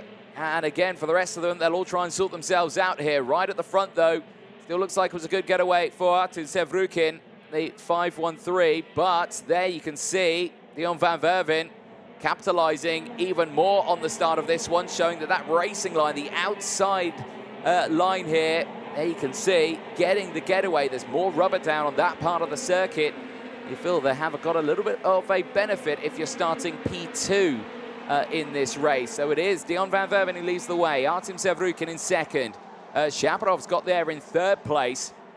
Valtonen, who wasn't the driver, caught out. He was not the Door Motorsport driver. He's currently in fourth place. The Door Motorsport driver who I think was caught out was Karol Pasovic in the 5:32 that got caught out going off the track there at turn number 1 at the start of the race. So again, we'll have to see what happens, but I suspect we'll get a fair few retirements in this one. Rest of the field looking strong though. Valtonen and Kayak, Avramidis from Ducati, Skriven from Orlov. Troitsky's gone down to P10, so that not great start. Dropped him too far down in my order. Antis Morgato still in P4. I believe he's having a bit of a timing glitch at the moment. Here's a look at that start. So keep an eye on Artem Troitsky, who starts on the third row of the grid on the outside. There you can see he doesn't get away. That causes the field behind to really kind of concertina up and close in and puts them 4 wide there and just getting sandwiched. And there as well, the 501, I think, is that Troitsky as well. I think he's done a lot of damage to his front NASA panel there. And Harlan to the barrier. There goes the likes of Jean Lindblom, and yeah, it was Karol Pasovic that got caught out. Now, I think Bogdanovicius is having problems out there, but no such more than the 5:32. That is Karol Pasovic, unfortunately, just limping back to Parc Ferme, and there you can see a lot of damage to that rear bumper. Not going any further. That could be a bent chassis as well there, because the back of the car was bobbing up and down just a little bit as well, but I don't think it was a bent axle. Right, on to lap number 4 now, and the race is settled down at the front. Dion van Verven leading the way, but is under pressure as Morgato tries to send it down the inside of Shaparov in towards turn number 2. I don't think he managed to get that one done. No, he didn't. He stays behind there, and now Kayak has closed in. So Marcus Kayak on the Maranello factory kart is closing in. He has got Valtonen in the other Door Motorsport kart as well, closing in right now. But eyes are going to be fixated on this one. The 2 race winners from yesterday, Dion van Verven and Artem Sevrukin, are moments away from going wheel to wheel here. Up the hill they go. Morgato again down the inside. Another attempt on Shaparov, and he gets it done this time around. There goes Valtonen round the outside through turns 14 and 15. Gets it done. A big send down the inside. That's outrageous from Zavri Avramidis on Marcus Kayak, but I think he got it done. Shaparov getting through as well. So again, a big shake-up in the order at the start of that one. Avramidis and Tim Ducati gaining places. Shaparov as well, dropping down to P5. But now I think Artem Sevrukin's taken to the front on this one. He has. While we've been watching this battle, Artem Sevrukin has switched to the front. Confirmation there on your screen. The Birilat driver looking for his 2nd win of the weekend and claiming maximum points. Sevrukin then would be the points leader with 100 points to his name. Dion van Verven would be matched with 94 with Matteo Spergel. Spergel, of course, with a 2nd and a win, would match the points of Dion van Verven there as well. I don't think this battle's over yet, but Sevrukin's win yesterday, like I say, won it by 7.4 seconds. Today, I think he's looking for a similar result. And there you can see, even with that slipstream, not able to close in is Dion van Verven. Eyes behind, though. Avramidis is battling with Tim Ducati. That's your P6 right now. As Alfredino Ubiapina seeing a warning flag, will need to be careful. Does not want too many of those over the course of this weekend. Sevrukin leading the way then ahead of van Verven. Morgato still in 3rd place. Valtonen ahead of Shaparov. Avramidis from Ducati. Kayak from Skriven. Orlov rounding out the top 10. Biggest mover, Florian Breitenbach, currently up 11 places and into P13. Pushing through, looking strong. This is the battle further backwards. Not the Dion van Verven battle. This is a little further back. This is behind Zavri Avramidis. This is Tim Ducati, Marcus Kayak, Maxim Orlov. This is that 9th place battle on your screen.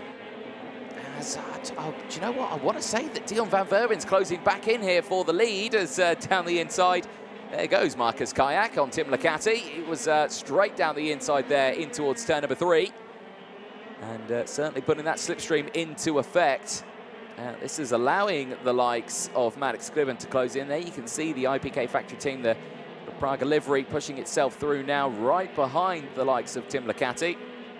Maxim Orlov has managed to get through as well past that fight. That allows the likes of Simon Billman as well on the KH Racing Team car to push through in the 581, currently just outside the top 10. And looking to capitalise on this battle that is going on. Seeing there Billman on the Synergy chassis. The only, I think, Synergy chassis here this weekend. So good to see Synergy out on circuit here at Portimão. Down in towards turn number 3 again. He's focusing on that top battle, actually. 0.4 of a second on that last one. And I've got to say, Dion van Verven was faster than Sevrukin on that last lap.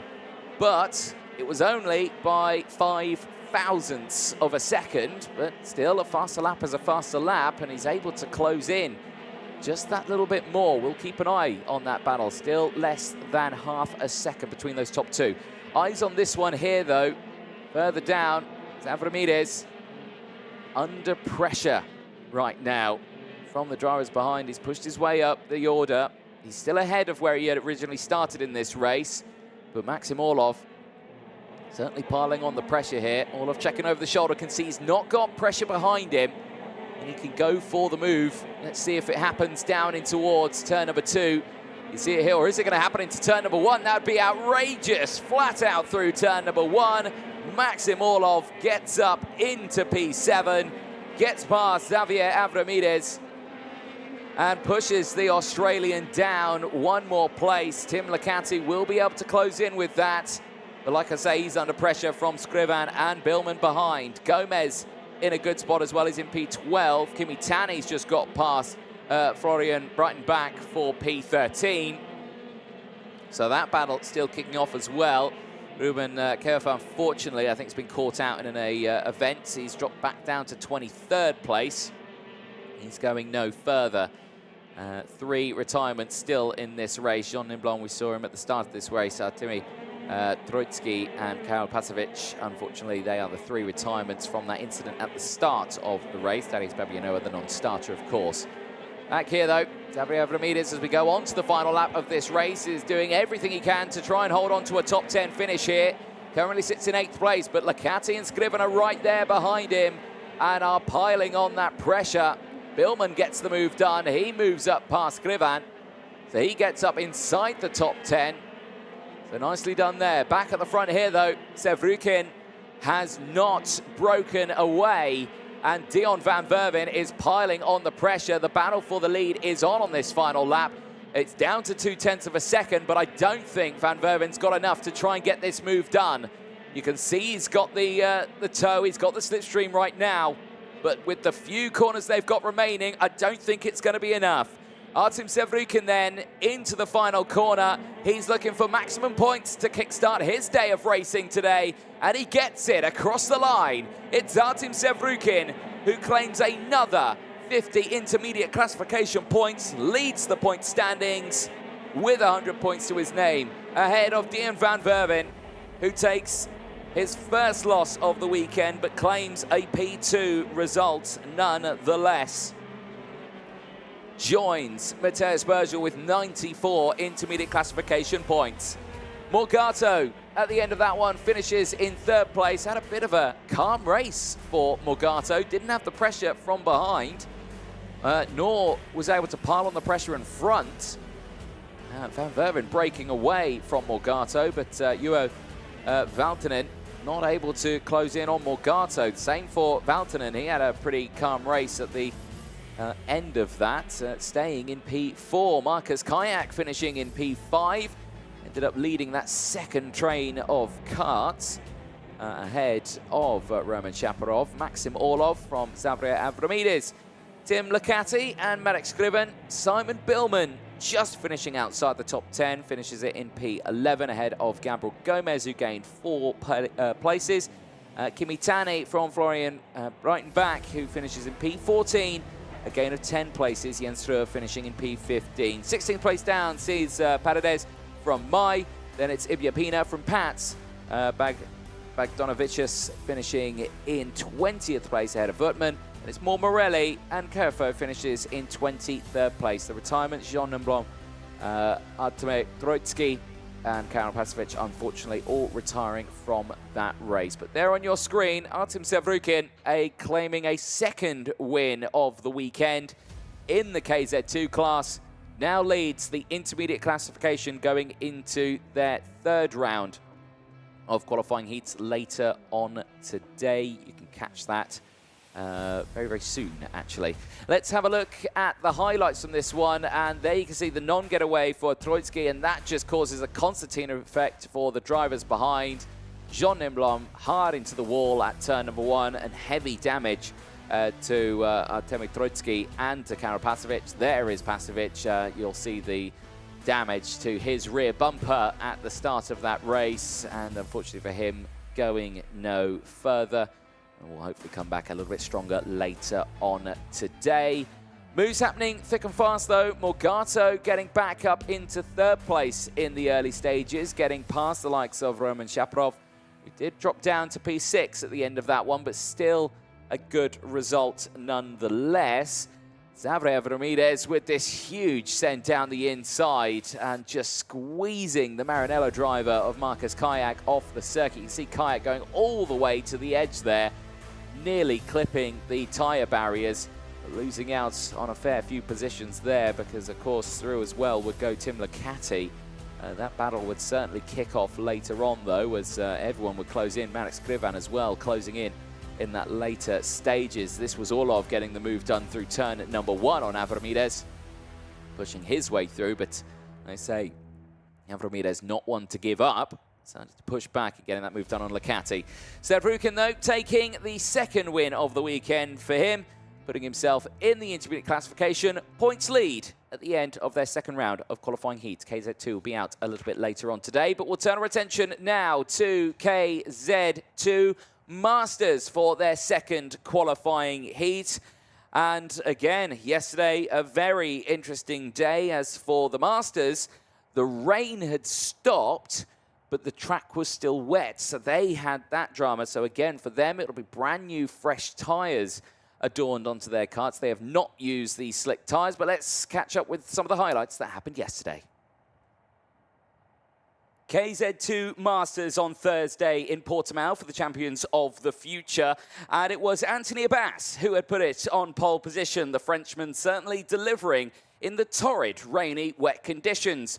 But by the time their race headed out on circuit, the sun had started to shine as the field certainly went to battle. Some drivers coming away with a little bit more than they could chew.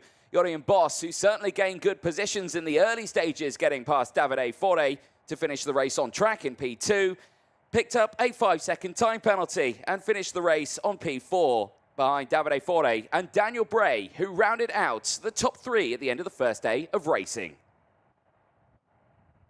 Well, calm races for the KZ2 Masters yesterday in the front runners. At the back of the field, certainly having it all to play for as well.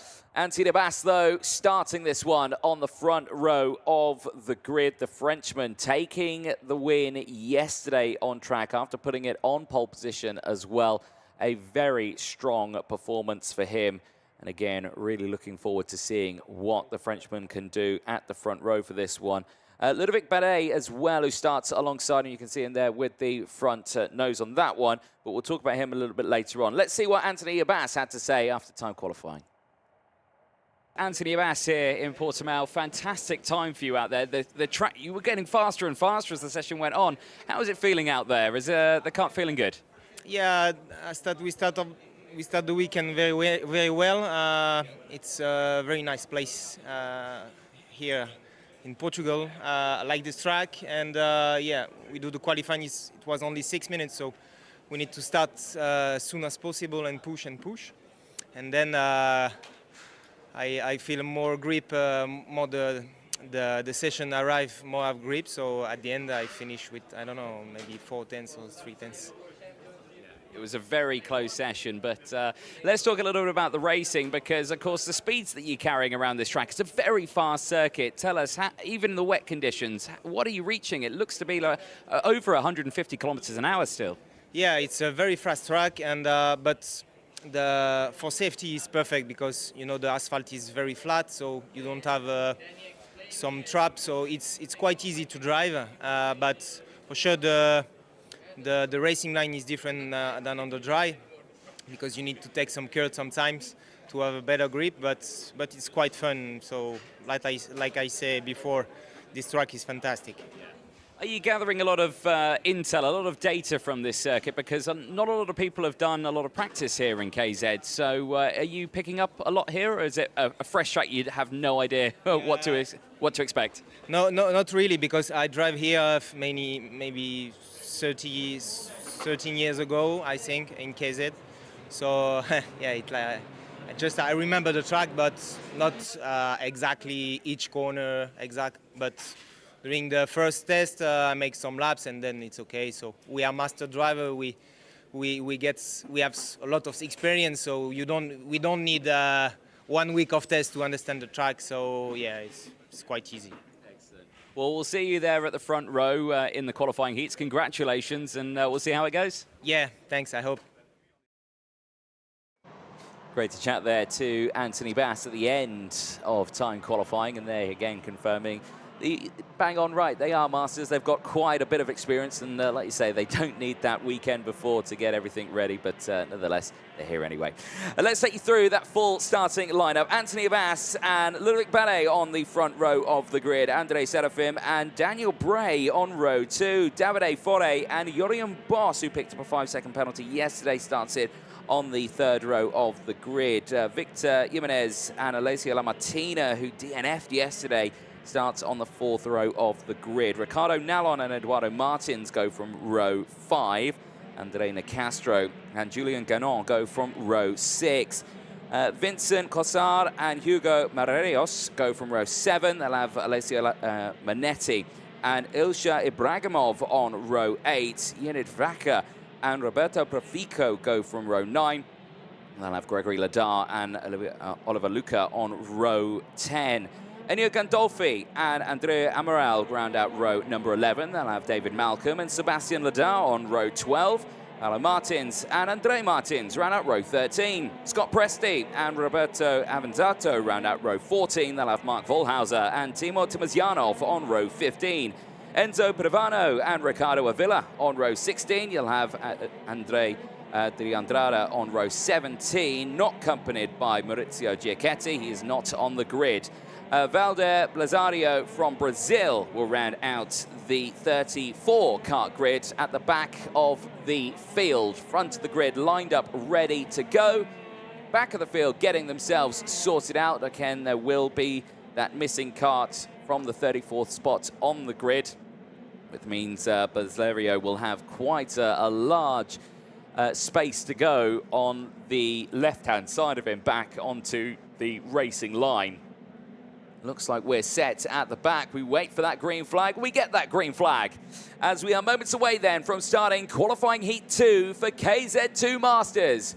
The lights procedure gets underway in the next few seconds as we sort the field out there. We get the 1, 2, 3 red lights, 4 red lights. Lights are out and we race. It's a great start then for Anthony Abbas. Holds on to the lead of this one as they go 3 wide in towards turn number 1. Is there going to be a load of dust that kicks up in the background? There's going to be drivers down the inside on the dirty part of the circuit, but everyone gets through turn 2 unscathed as they head down the hill now in towards turns 4 and the hairpin now of turn 5. Back uphill they go then, and it's a great getaway for Anthony Abbas. He's got a nice gap between himself and the drivers behind, but it looks to me like it is Andrei Serafim who's got up into second place in the 7:06. I don't think Ludovic Ballet has had a great getaway on this one.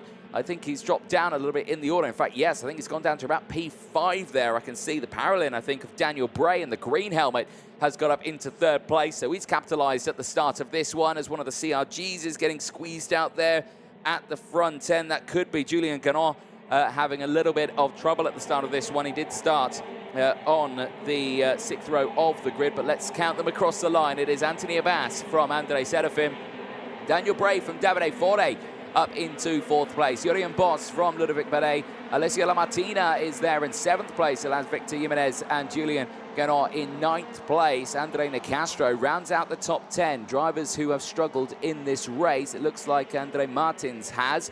He's tumbled to the back of the grid and he's miles off the back of the field, so not sure what has happened. Ricardo Avila as well, 33rd place, and Enzo Padovano, 32nd place at the moment. So race still underway and looking strong here at the end of lap number 1. We're on lap 2 now, and the lead here for Anthony Abbas is absolutely superb. He has pushed his way through, but the battle for P2, though, is on. Andrei Serafim, Daniel Bray, Davide Fore, absolutely line astern. But let's see what happens. Over the start-finish line they go, and still very close here. Serafim still leads the way. I don't think there's going to be any lunges here for 2nd place. No, they stay line astern. Absolutely fine for the top runners here. Daniel Bray and Davide Fore still under pressure. There is a driver going very slow with a lot of NASA panel damage there. This is a little further down the order, on board with one of the 3 Martins that is out on circuit. 2 of them relation, 1 not, but certainly running it down in the order a little bit. That's Eduardo Martins for the Tony Kart Racing Team, the 717, currently running in 17th place. So we'll see how his race gets unfolded, but I think he's dropped back a little bit in the order. So we'll keep a close eye on how he progresses. Anthony Abbas then leading the way, clear by 9/10 of a second. Serafim still there in 2nd place. Daniel Bray from Fore, no changes between them right now. Jurien Boss is piling on the pressure though. He's got past Alessio Lamartina. They are battling away at the moment. Ludovic Badet, say, dropping down the order a bit, has not had the best start on this one from starting from the front row of the grid. Focus on that 2nd place battle though. It's a calm race yesterday for these drivers. Just pushing their way forward. Some drivers having the up and down moments, as Ricardo Nallon has got past Victor Jimenez. Further down in the field, that's a change for P10.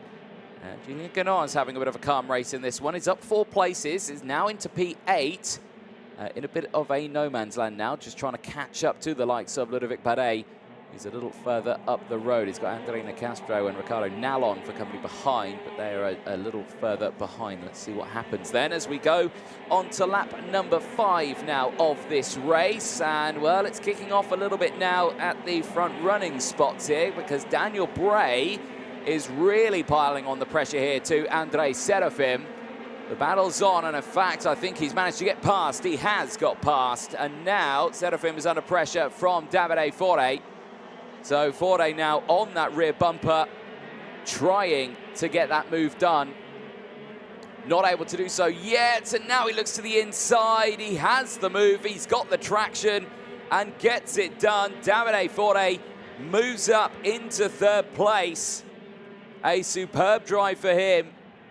Like I say, yesterday was a tough day. Certainly had the good results. Needed to deliver, though, as the racing went on. We'll see what happens as this race progresses, because, again, it's a long way from the end here. Anthony Abbas leads the way from Daniel Bray, Davide Fore from Andrei Serafim, Jurien Boss from Alessio Lamartina, Ludovic Badet still in 7th place, Julian Ganot from Ricardo Nallon, Andre Nicastro from Victor Jimenez, rounding out the top 11. But eyes focused on these drivers here. They're all starting to spread themselves out a little bit. No attempts from the top runners. All nice and clear for the time being.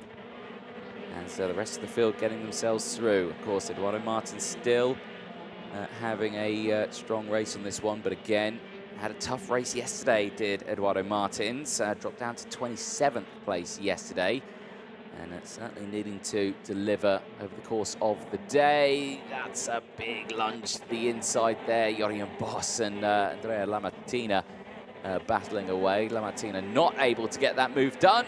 and loses out just on a little bit of time there back over the start-finish straight. And it's so easily done when you see a gap coming in a fast corner that you think you shouldn't really overtake here because you can get the slipstream down the next straight, but you see the gap and you think, right, should I go for the move? And sometimes it just doesn't work out. You end up losing quite a lot of time down that next slipstream as you just can't get on the power earlier enough. Closing in again, another look down the inside for La Martina. Again, just into all of these braking zones, scrubbing a lot of speed off there. It's allowing Ludovic Badet to close back in right now. Keep an eye on this fight here because Jorian Boss, of course, getting caught out a little bit. At P4 at the end of his race, got caught out with a 5-second time penalty for a nose cone. So again, lost out a little bit on that one. Back with Eduardo Martins, you can see here on board, going up in towards turn 16. A little further down in the order at the moment. Currently in P16 though, so still not having a bad race. Much better result than yesterday as we go on to lap number 8, showing the speed here through turn number 1. Again, heavy on the brakes there in towards turns 2 and 3. Drivers reaching around 160 kilometers an hour in these dry racing conditions. Anthony Abbas then, the lead, 1.3 seconds. Looking comfortable at the front. Here's a replay of someone going off the track right in front of him. That is the 707 of Alessandro Manetti, I should say, the Czech Republic driver. Running a little bit wide there, but is still up in this race. 2 places, currently running in 13th place. Jindřich Vaca as well has just got past Eduardo Martins. Has just put himself up into 16th place. So changes happening thick and fast throughout the field. There is a look at the positions gained or lost in this race. You can see Profico there with the 6 places gained in the 720. Running in 12th place is the biggest mover so far in the front runners. You have to go back to 26th place to see the biggest mover, which is Andre Di Andrada, who's gained 7 places. Running in P26 right now. Still just the 2 retirements, Ricardo Avila and Andre Martins, unfortunately both out of this race. The rest of the field still going strong, and of course the non-starter from Giachetti not heading out onto the track yesterday or today, so hopefully Maurizio Giachetti is all okay. Eyes on this one then as we go on to the last lap of this race. Anthony Abbas pushing away strong right now. Again, doesn't need to worry. This is going to be another superb race for Anthony Abbas. Like I say, the win yesterday that he won quite convincingly in the wet conditions. Today in the dry, showing again that they've got the setup in both wet and dry conditions, knowing that they are going to be a threat throughout this weekend. Anthony Abbas continuing to open up that lead as well. 1.7 seconds now from Australia's Daniel Bray. Still sits there in P2. Still a gain of 2 places, though, for Bray, and the same for Davide Foré. Looking for a 3rd place. It was a 2nd yesterday for the Italian. The multiple champion still looking very strong here, but it is the Frenchman, Anthony Abbas, out of the final corner, claims his 2nd win of the weekend in the KZ2 Master class, and he puts himself right at the top of the intermediate classifications. Daniel Bray with that 2nd place now sits 2nd in the points ahead of Davide Foré. They both are joint on points, 85, but Daniel Bray's faster qualifying time puts him just ahead of Davide Foré in the points and in this race as well. Andrei Serafim then finishing in 4th place ahead of Jorian Boss. Alessio Lamartina finishing in P6, was unable to get that move complete on Jorian Boss. Ludovic Badet finishing in P7 ahead of Julien Guérin. Ricardo Nallon from Andre Nicastro. Vincent Croissart finishing in P11 ahead of Roberto Profico, running out to the top 12. Drivers will make their way back to Parc Fermé. That ends their 2nd race of the weekend. KZ2 Masters are back out later on today. They will be heat 18. They will be on track at 10 past 4 local time. So make sure you don't miss out on that one. We'll have a look at the full intermediate, the full results at the end of that one. We've gone over the top 12. Alessandro Manetti finishing in 13th place. Victor Jimenez from Ilse Bragamov. Jindřich Vaca from Ennio Gandolfi. Olivia Luca from Gregory Ladar. Hugo Marios and Sebastian Ladar finishing in 21st place from Martins, Presti, Mizyanov, Bullhauser from Andrei Di Andrada. Paolo Martins from Adriano Amaral and Enzo Pirovano. Roberto Avanzato from Voda Palazario finishing in 31st place. David Malcolm rounding out the 32 finishers in that one. Avila and Martins both retirements at the end of that race. Well, Anthony Abbas, after that race, leads the intermediate classifications, 100 intermediate classifications to his points after the 2 qualifying heat wins. He has had Daniel Bray and Davide Fore second and third. As the racing takes a short pause for the time being. There is a small break before the next round of qualifying heats for KZ2. That is what will be coming up next. It'll be heat 7, 8, and 9 for the class. It'll be groups B and F, C and E, A and D. That will be coming up next. That race is due to start at 1 o'clock local time. Which is in around 20 minutes from now. So stay tuned for that one. We'll be taking that short break, so do not go anywhere. We'll be back with KZ2 for their qualifying heats in a few moments' time.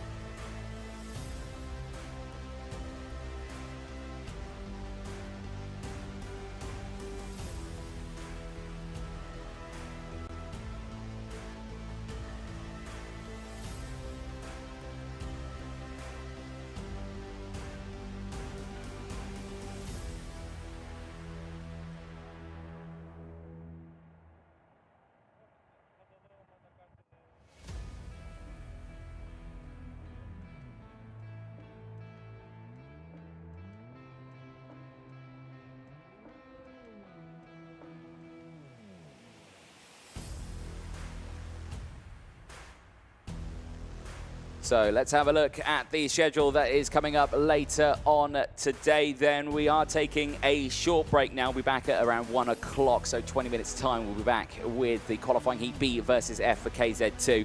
Then, of course, it goes to C and E, A and D to round out the 3rd round of qualifying heats for the KZ2. Then we go into heat 3 for KZ, and then it's back with the KZ2 for their 4th round. That'll be kick-starting at around 10 to 3 local time. Then we go into KZ2 Masters. That'll be heat 18. That'll be kick-starting at 10 past 4. And then the drivers behind as well. Then we will end the day with the last 3 qualifying heats for KZ2. That'll be groups D and E, A and F, B and C. The last race of the day starting at 10 past 5 local time. Like we said earlier on, we will take that short break. We'll be back in a few moments' time for KZ2 qualifying heat 7, 8 and 9.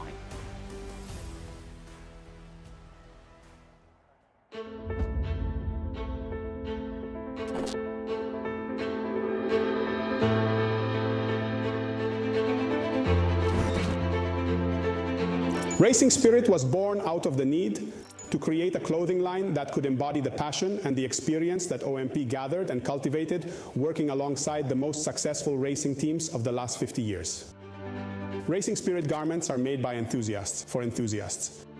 They can be worn every day in leisure time, but especially on race venues, from the paddock of the hottest Formula One races to the service parks of winter rallies in all weather conditions. Racing Spirit offers a complete range of clothing and accessories for men and women, designed and developed in Italy, combining aesthetics, comfort, and functionality. Because of these features, it is the brand of choice of several prestigious motorsport outfits and organizations. Racing Spirit is the meeting point between high quality and Italian style, as well as the introduction of sustainable materials and innovation, such as the use of graphene. Racing Spirit offering comes with 4 options: cutting-edge designs and customization techniques. Lifestyle is a line of garments ideal for everyday and leisure wear, with refined style and innovative materials. Crew are custom garments of the highest quality that strengthen the visual identity of the team or organization. For instance, the choice of Skoda Motorsport and Dallara. Corporate is a full custom-designed clothing line for sizable organizations, such as Toyota Racing Development. Finally, the teamwear line for maximum creative freedom uses sublimation printing technology derived from OMP's racing experience. Similarly to the other Racing Force Group brands, Racing Spirit shares the same DNA of competing to be the first and ultimately become the reference in the market.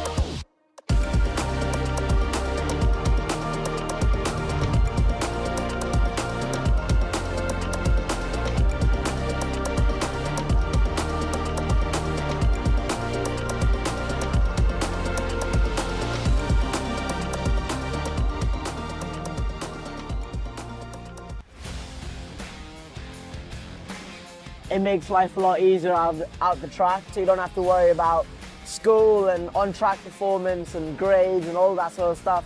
The school understands exactly what I'm doing. They understand, how important it is for me, and the schedule that they, created for me is really well balanced, and I really enjoy it.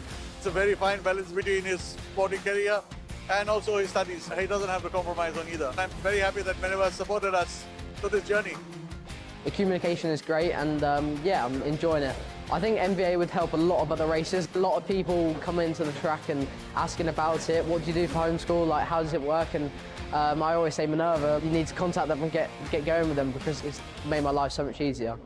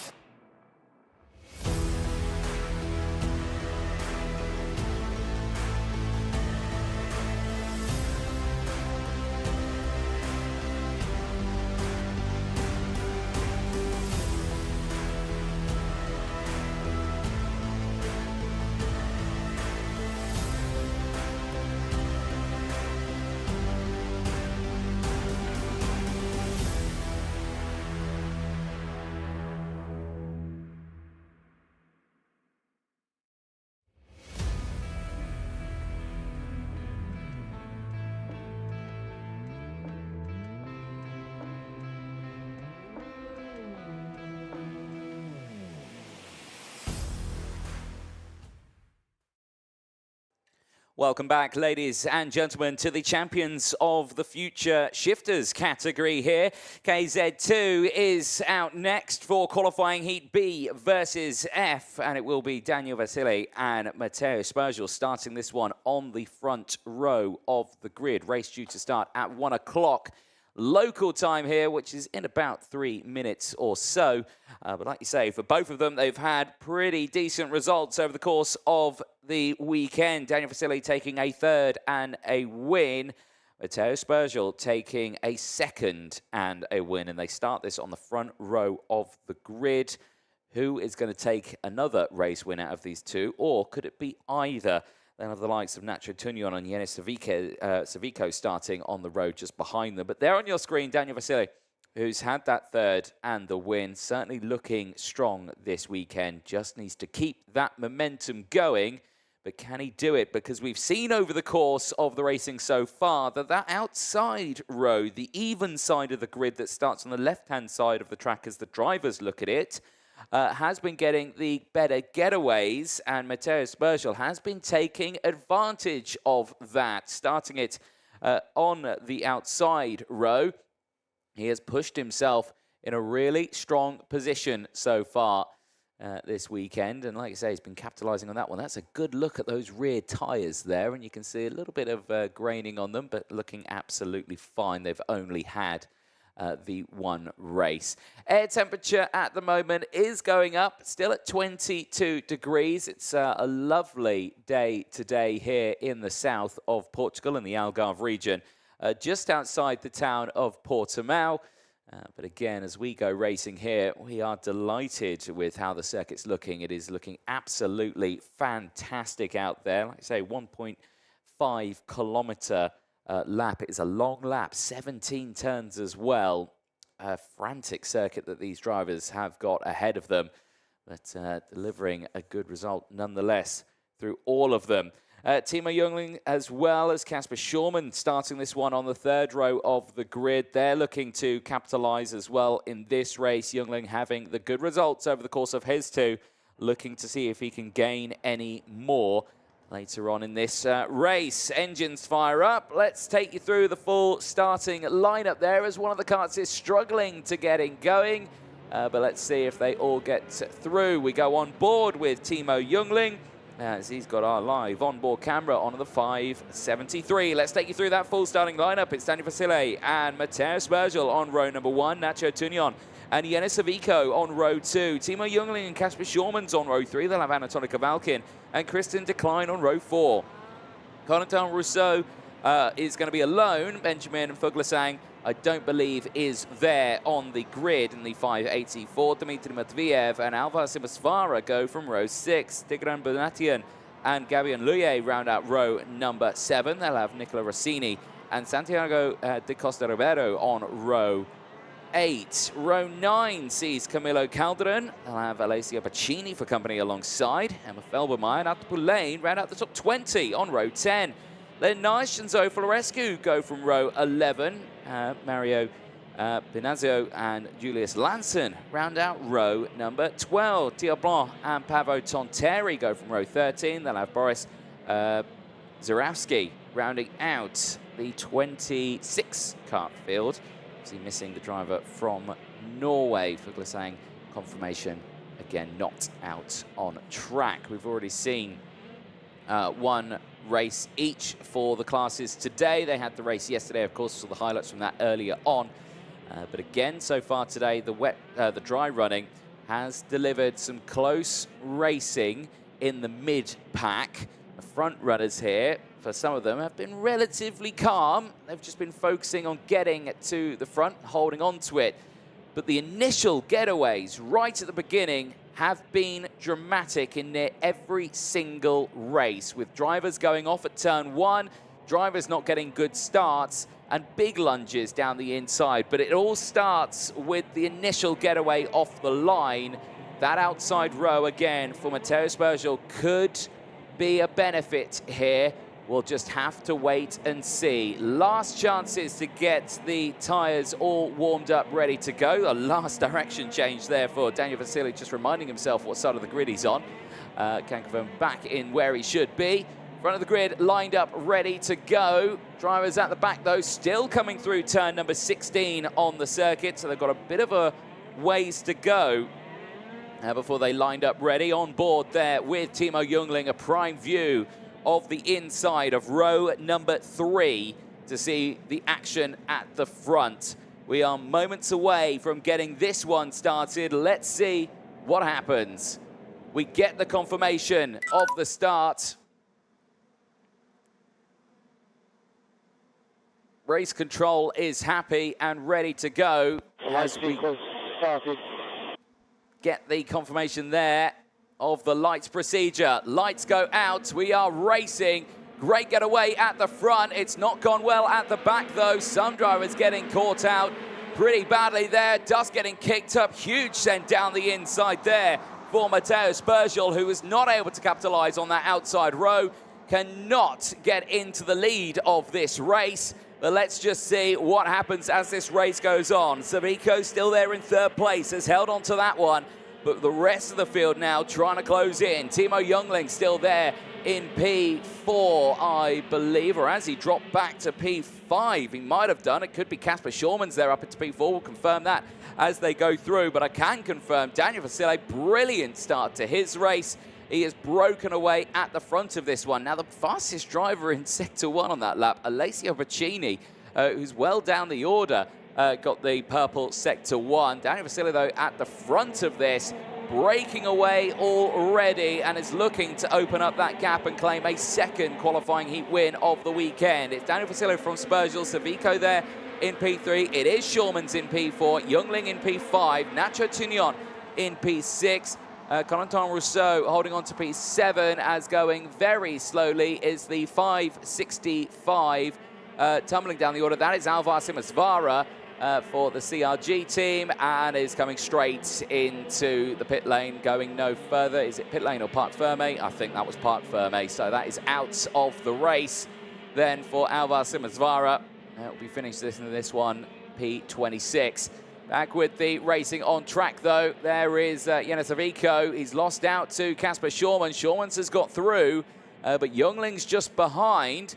He's got the pressure of Nacho Tunion and Corentin Rousseau just behind as well. We saw the good result from Rousseau earlier on as well, getting up into 2nd place. And we see a good result this time around. There's Dmitry Matviev, right on the rear bumper of Anatoly Kovalkin. The two of them going bumper to bumper. Are we going to see a move down the inside? But there was contact there further up ahead. And there's dust getting kicked up and a driver off the circuit. And well off the circuit is Timo Jungling. And I don't even know where he is. He's on an exit road somewhere, but I can't even see the track in that picture. He is well off the circuit, and I think that was a move down the inside. I'm not sure if we can see exactly what happened there. I think he just tried to go down the inside at turn number 2. The door was slammed closed, and unfortunately for him, he's just lost out on that one and gone straight off the circuit somewhere at turn number 2. So he's out of this race, and now that gives a little bit of breathing space there to Yannis Savico, and it was the overtake attempt on Yannis Savico. Looks to the inside, door is closed, just hooks that front nose, goes straight off the circuit, straight over the gravel trap and finds a service road.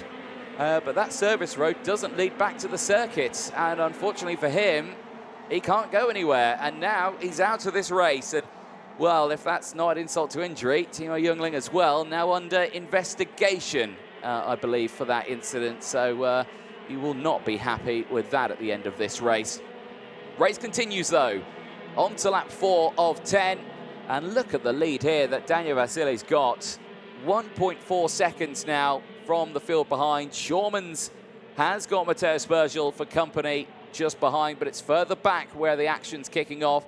In a Savico, we've just seen having to deal with the likes of Timo Jungling, now having to deal with Nacho Tunion, who's having a much better race in this one.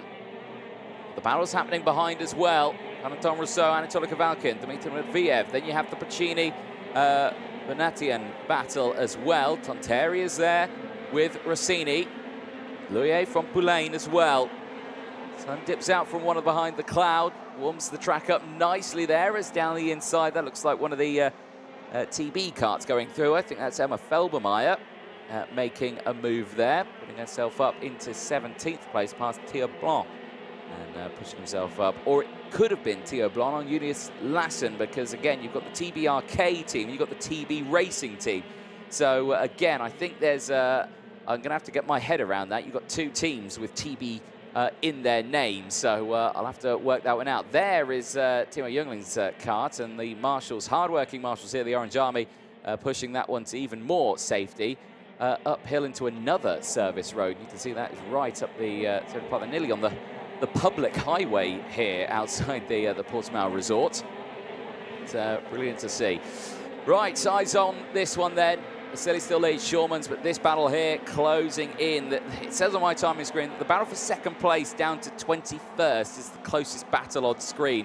That's because they're barely separated by anything out there. There's a little bit of a shake-up in the middle of it, though. But eyes focus on this one there. Nacho Tunion is latching on to the back of Yenasavico, is not allowing them to break away. There is Tigran Bonatien and Pavo Tonteri still in a close battle as Mario Pinazzo sees a warning flag. So, again, does need to be careful in this race.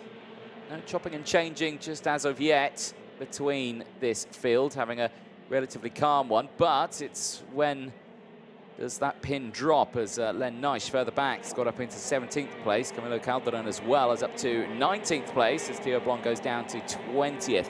Back over the start-finish line. Is Shormans closing in on Daniel Vasile? The gap is 1.2. It was 1.7, so the answer is yes.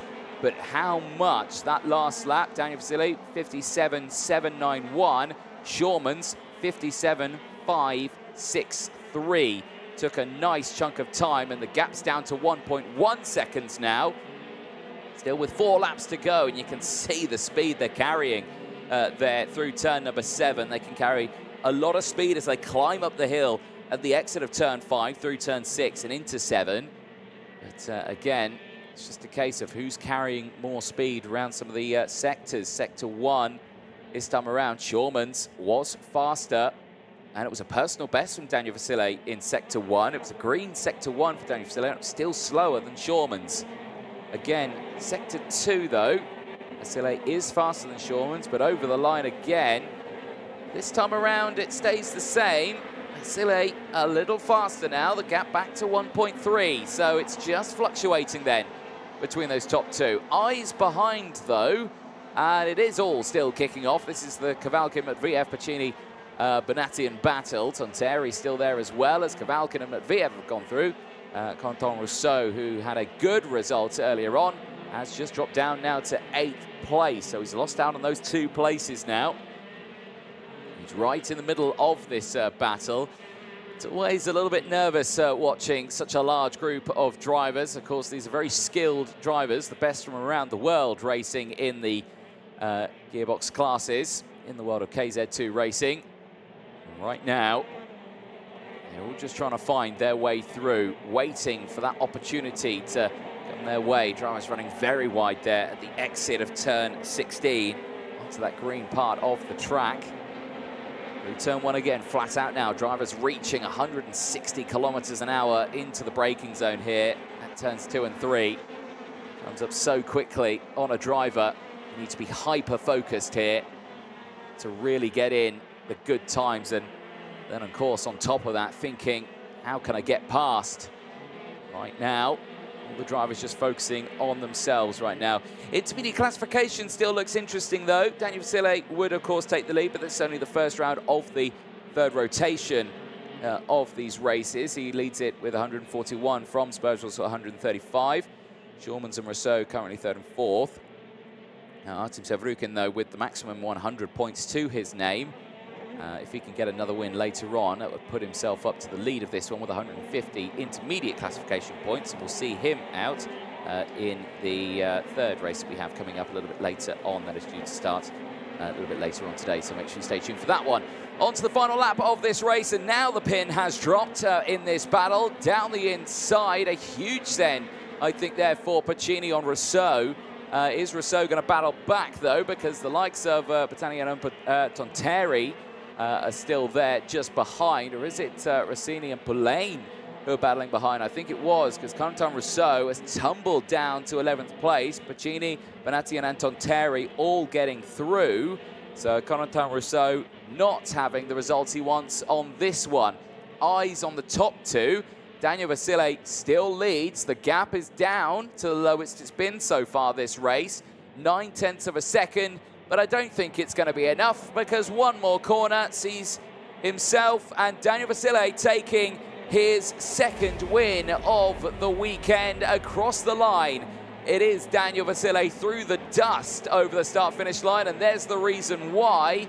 Off the track and out of the race, Camilo Calderon going no further. The Mexican driver out of this race on the final lap, and he doesn't look too best pleased about that. And what on earth happened there? That would have been on the exit the entry of turn number 8, actually, that he's gone off the track.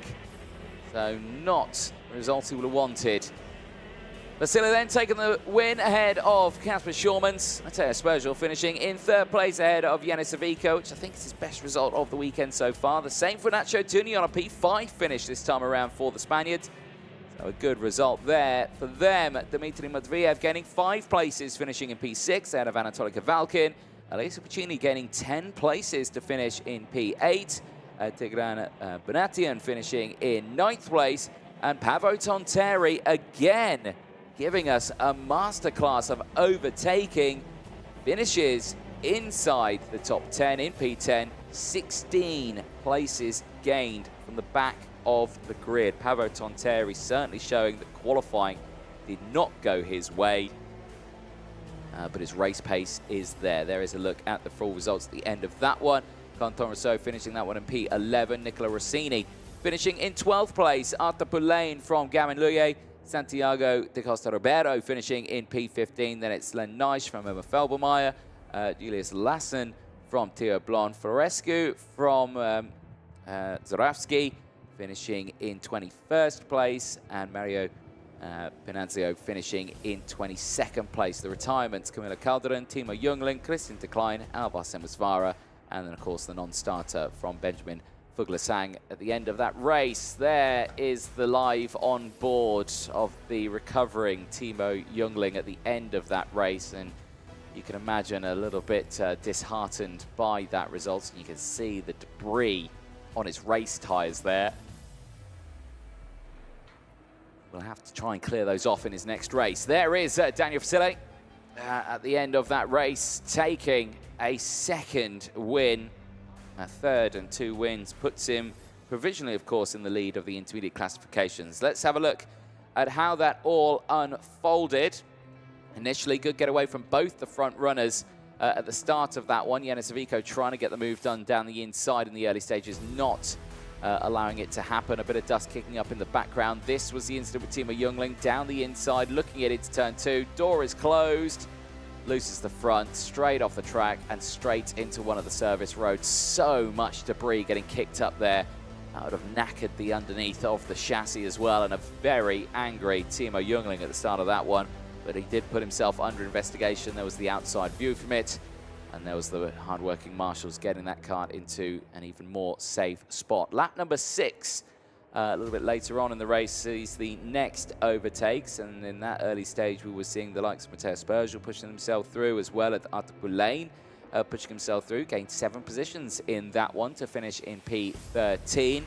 Corentin Rousseau, though, not having the best of race compared to what he had earlier on. Of course, gained those positions, started this race P9, unfortunately dropping to P11 at the end of the race, straight off the track, unfortunately, Camilo Calderon at turn number 8. Now you can see the dust getting kicked up off the circuit as Daniel Vasile claims his 2nd win of the weekend, leading those points. And there you can see the aftermath from that one. And yeah, not even bother going to get that restarted on the last lap for the Mexican driver for the Medea Kart Racing team. Next race coming up thick and fast. It's qualifying heat C versus E. Jean Louis and Dion van Verven starting this one on the front row of the grid.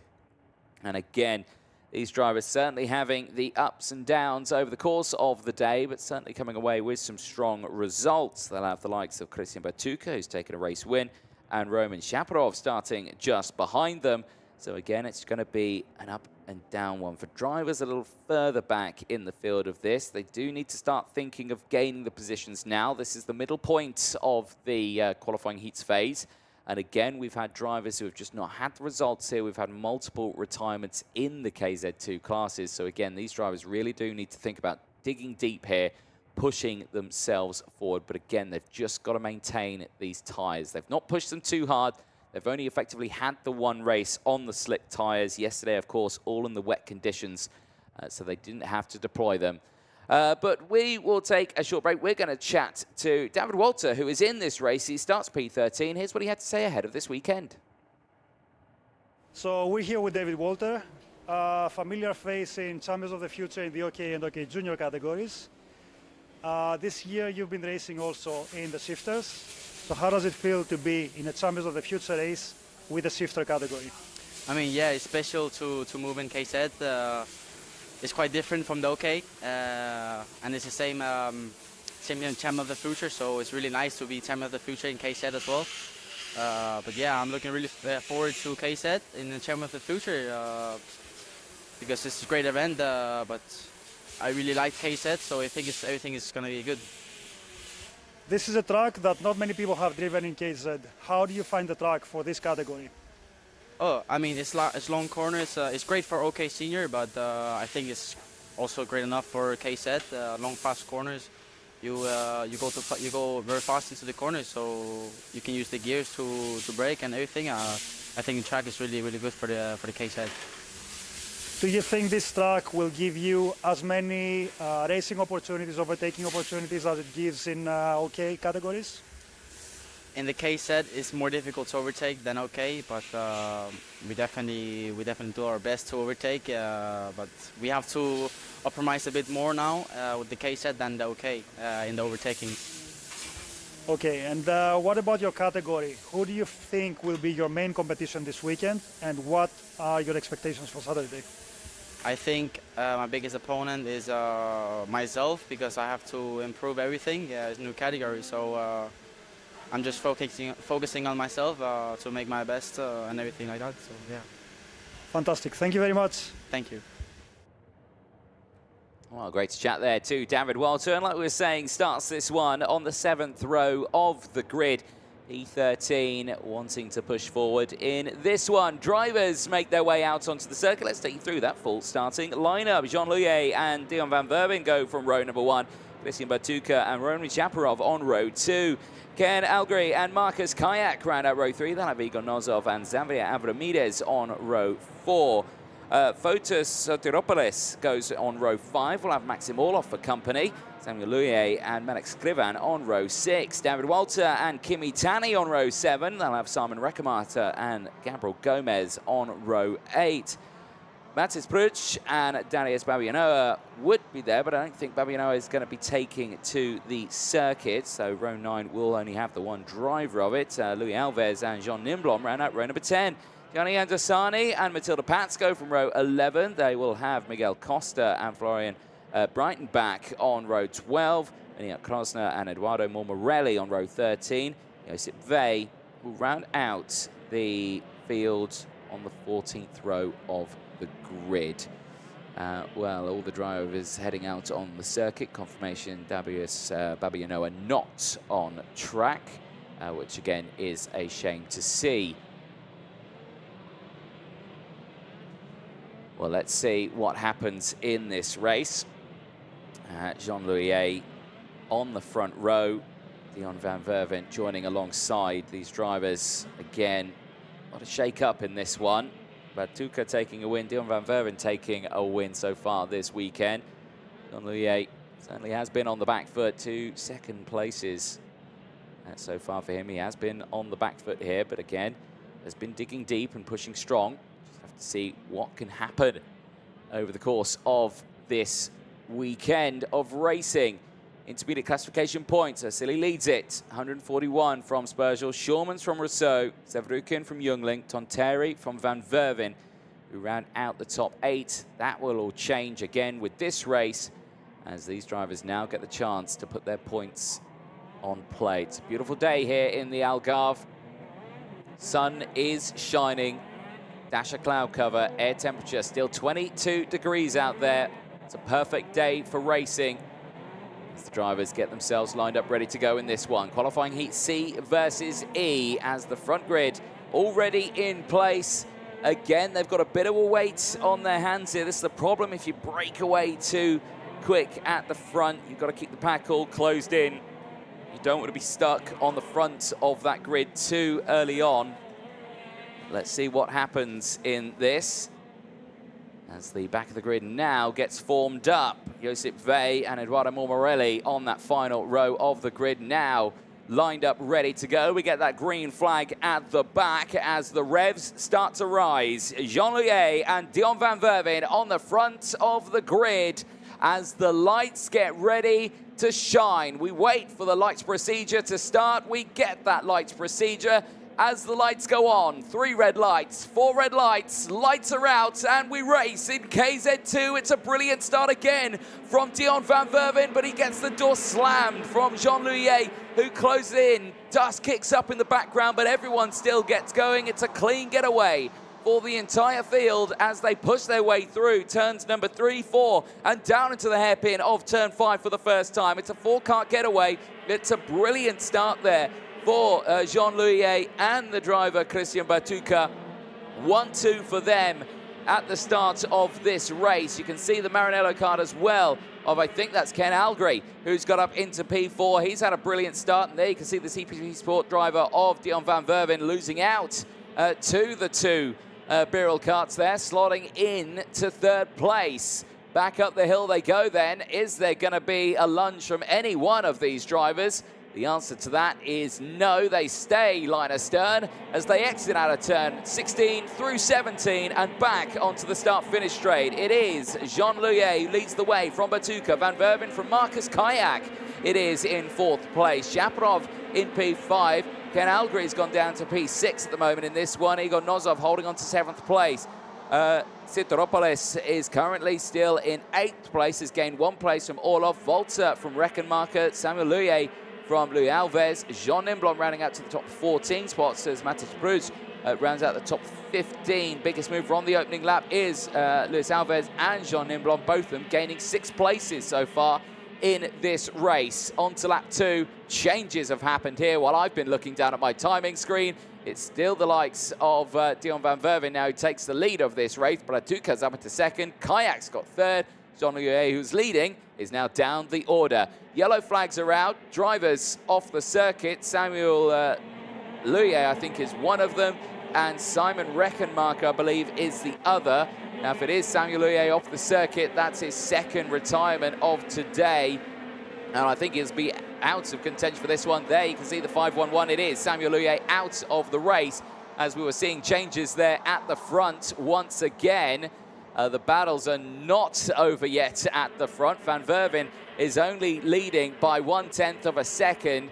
It is still Batuca in 2nd place, but there, Kayak still in 3rd, piling on the pressure. You've got the 2 Birels behind as well. You've got Louis and the likes of Roman Shaparov trying to pile on the pressure, but it's now a breakaway of 3 karts here at the front of this race. Up the hill again they climb. Bit of a concertina effect there between the 2 of them. You can see here that Kayak's trying to get on that power much earlier than Batuca. He is losing time here to Dion van Verven, and I think it's just a matter of time here of when Kayak is going to want to try and go for the move. Going to be down in towards turn number 2 here now. Has he got the slipstream? Has he got the momentum? I don't think he has. He's not close enough for the move this time around. We'll keep a close eye on that as it unfolds. The group behind as well, 4th, 5th, and 6th is still close as well. Louis Shaparov and Igor Nozov, who is closed in on this battle. They've got the company as well of Sotiropoulos just behind, and Maxim Orlov. So they have closed in. April Gomez setting the fastest lap of the race. Currently in P14, 2 places gained. The Italian licensed Brazilian pushing strong in this one, but not the usual places we expect to see Gomez. He's usually a front fighter. We've seen him a lot in the direct drive categories. It's, again, an appearance in KZ2, but again, not having the greatest getaway in this one. And Vervin then controlling the lead of this one, extending the gap to 0.3 of a second now ahead of Bertucca. Bertucca again trying to close in. This is Kayak a lot closer this time, but again not choosing to go for the move. I think he's waiting to see Bertucca can get the move done on Van Verven. The problem is, if he waits too long and he doesn't see the move, he might lose out on a chance of getting to Van Verven. So this is a real tricky spot now that these drivers have got, as well, Bertucca there taking a very different racing line there in towards turns 8 and 9. Carries the speed on the exit, down the hill through turn 10, through 11 they go into 12 and 13. These corners come up very quick on the drivers as they climb back uphill now. We've seen many overtakes down the inside there through 14 of drivers just getting the better exit, getting the power down out of 13, but no such examples this time around. Who behind is closing in? There is David Walter. He's closed into the back of this one, 4 places gained. He's got Jean Nimblon, who's gained 10 places just behind as well. Jean Nimblon not having the greatest race. Earlier on, we saw him crash out at turn number 1 at the start of the race. When he get caught out in a lap 1 incident. So far, though, so good for him. Frenchman looking strong. Eyes still focusing, though, on these top 3. Still yet to see a lunge from either one of the 2 drivers just behind. Eyes will cut back to the group behind, though, as well. Yule, Shaparov, Nozov, Orlov, and Sotiropoulos has now actually gone down now to P8. He's still in a good position here, still up 1 place, but losing out on the positions that he gained earlier on as he's under pressure from Volta just behind. And now Jean Nimblon is starting to close in. Ken Alger is a driver we've not said much about. He's there in 11th place. He's not had the getaway at the start of this one that he would have wanted as we go on to lap 7. Tumbling down the order for the driver who started this race. P5 on track. And again, everyone just looking for those tempting moves in towards turn 12. We have seen them work out, but we have seen them go wrong. And when they go wrong spectacularly. So again, drivers just needing to 100% make sure they can get that move done. Eyes on this one, though, and Bertucca he's not over with trying to get this move done on Van Verven. The gap is non-existent between these 2. Stayed the same, but I think Bertucca just needs to focus right now and think that, you know, Kayak's not going to go for the move, but you can see here he struggles on the exit and the climb up through 13 and 14. That's where he seems to lose the most time, because you can see how much the gap opens up between himself and Van Verven as it goes back onto the start-finish straight. So again, he's good in Sector 1 and Sector 2, and Kayak seeing that, he's not going to waste any time. He's going to get the move done. He thinks that Bertucca's not got the pace here to close in on Van Verven and get the move done. Now it's Kayak's turn to see if he can claim his first qualifying heat win of the weekend. We are on lap 8. Time is quickly running out, but you can see here the gap now 0.4 of a second between the top 2. And Bertucca right now is just falling behind just that little bit more than I think he'd like. Eyes will focus on the battle behind, because that now is still close. Luye, Shaparov, they stayed line astern, but Igor Nozov, who's looking for his best result, I believe, of the weekend. There's a big send down the inside for Shaparov there. It didn't work, and now Igor Nozov is right on that rear bumper. It brings everyone back into play. Sideropoulos has got back past Maxim Orlov. Jean Nimblon has got up into P9. David Walter back down to P10 in this one. But he is still up positions as he started in 13th place. But it's all just giving a concertina effect for the drivers behind. It's bunching the pack up here. Now it's back down the inside. The teammates make contact. And Shaparov gets through past Jean Luye, and he moves up through into P4. But at what cost? Because now the red mist will have descended on Jean Luye. He will want that position back if he can close it in. There is still time left in this race to get it done. But right now, he has put himself in a really dangerous spot here, because now Igor Nozov will actually he's having to fend from the drivers behind as they're going wheel to wheel now. Sideropoulos is trying to go wheel to wheel with Maxim Orlov. Orlov, I think, has got through, and now the Greek driver tumbles down the order again. back down to 8th place as we go on to the final lap of this race. Van Verven still leads the way. Marcus Kayak in 2nd place. I don't think it's been able to close in. The gap is under 0.4 of a second now. In fact, actually, tell a lie, it's under 0.3 of a second. It's down to 0.2 of a second now on this final lap. Could it be a last lap lunge here from Marcus Kayak? We could possibly see that. But where could we see that? We've seen the overtakes down the hill here into Sector 3 and in towards 11, 12 and 13. We've seen them up the hill as well into 14. Is there going to be a lunge here? No, not close enough. Kayak, I think, might have to settle for 2nd place here. Dion van Verven looking for his 2nd win of the weekend. He's going to get it over the start-finish line. It is Dion van Verven for the CPB Sport team on the Sodi chassis. Pushing his way across the line. It's Dion van Verven ahead of Marcus Kayak for the Maranello team. Christian Bertuca claims 3rd place for the Birilat team from Shaprov and Jean Louis, his fellow teammates. Then it's Igor Nozov for the IPK factory team in P6 ahead of Maxim Orlov. Fotis Soteropoulos finishing in P6 ahead of David Walter. Jean Nimblon with 10 places gained then finishes inside the top 10. But there on your screen, Dion van Verven, 2nd win of the weekend. Certainly looking strong as he now takes the lead of the intermediate classifications. 144 points to his name. But of course, we have got one more race to go before the lunch break. And that is where we will see the likes of Artem Sevrukin head to the circuit, who at the moment is undefeated. Here's a look at the full classifications at the end of that one. Provisional, of course, gone over the top 10.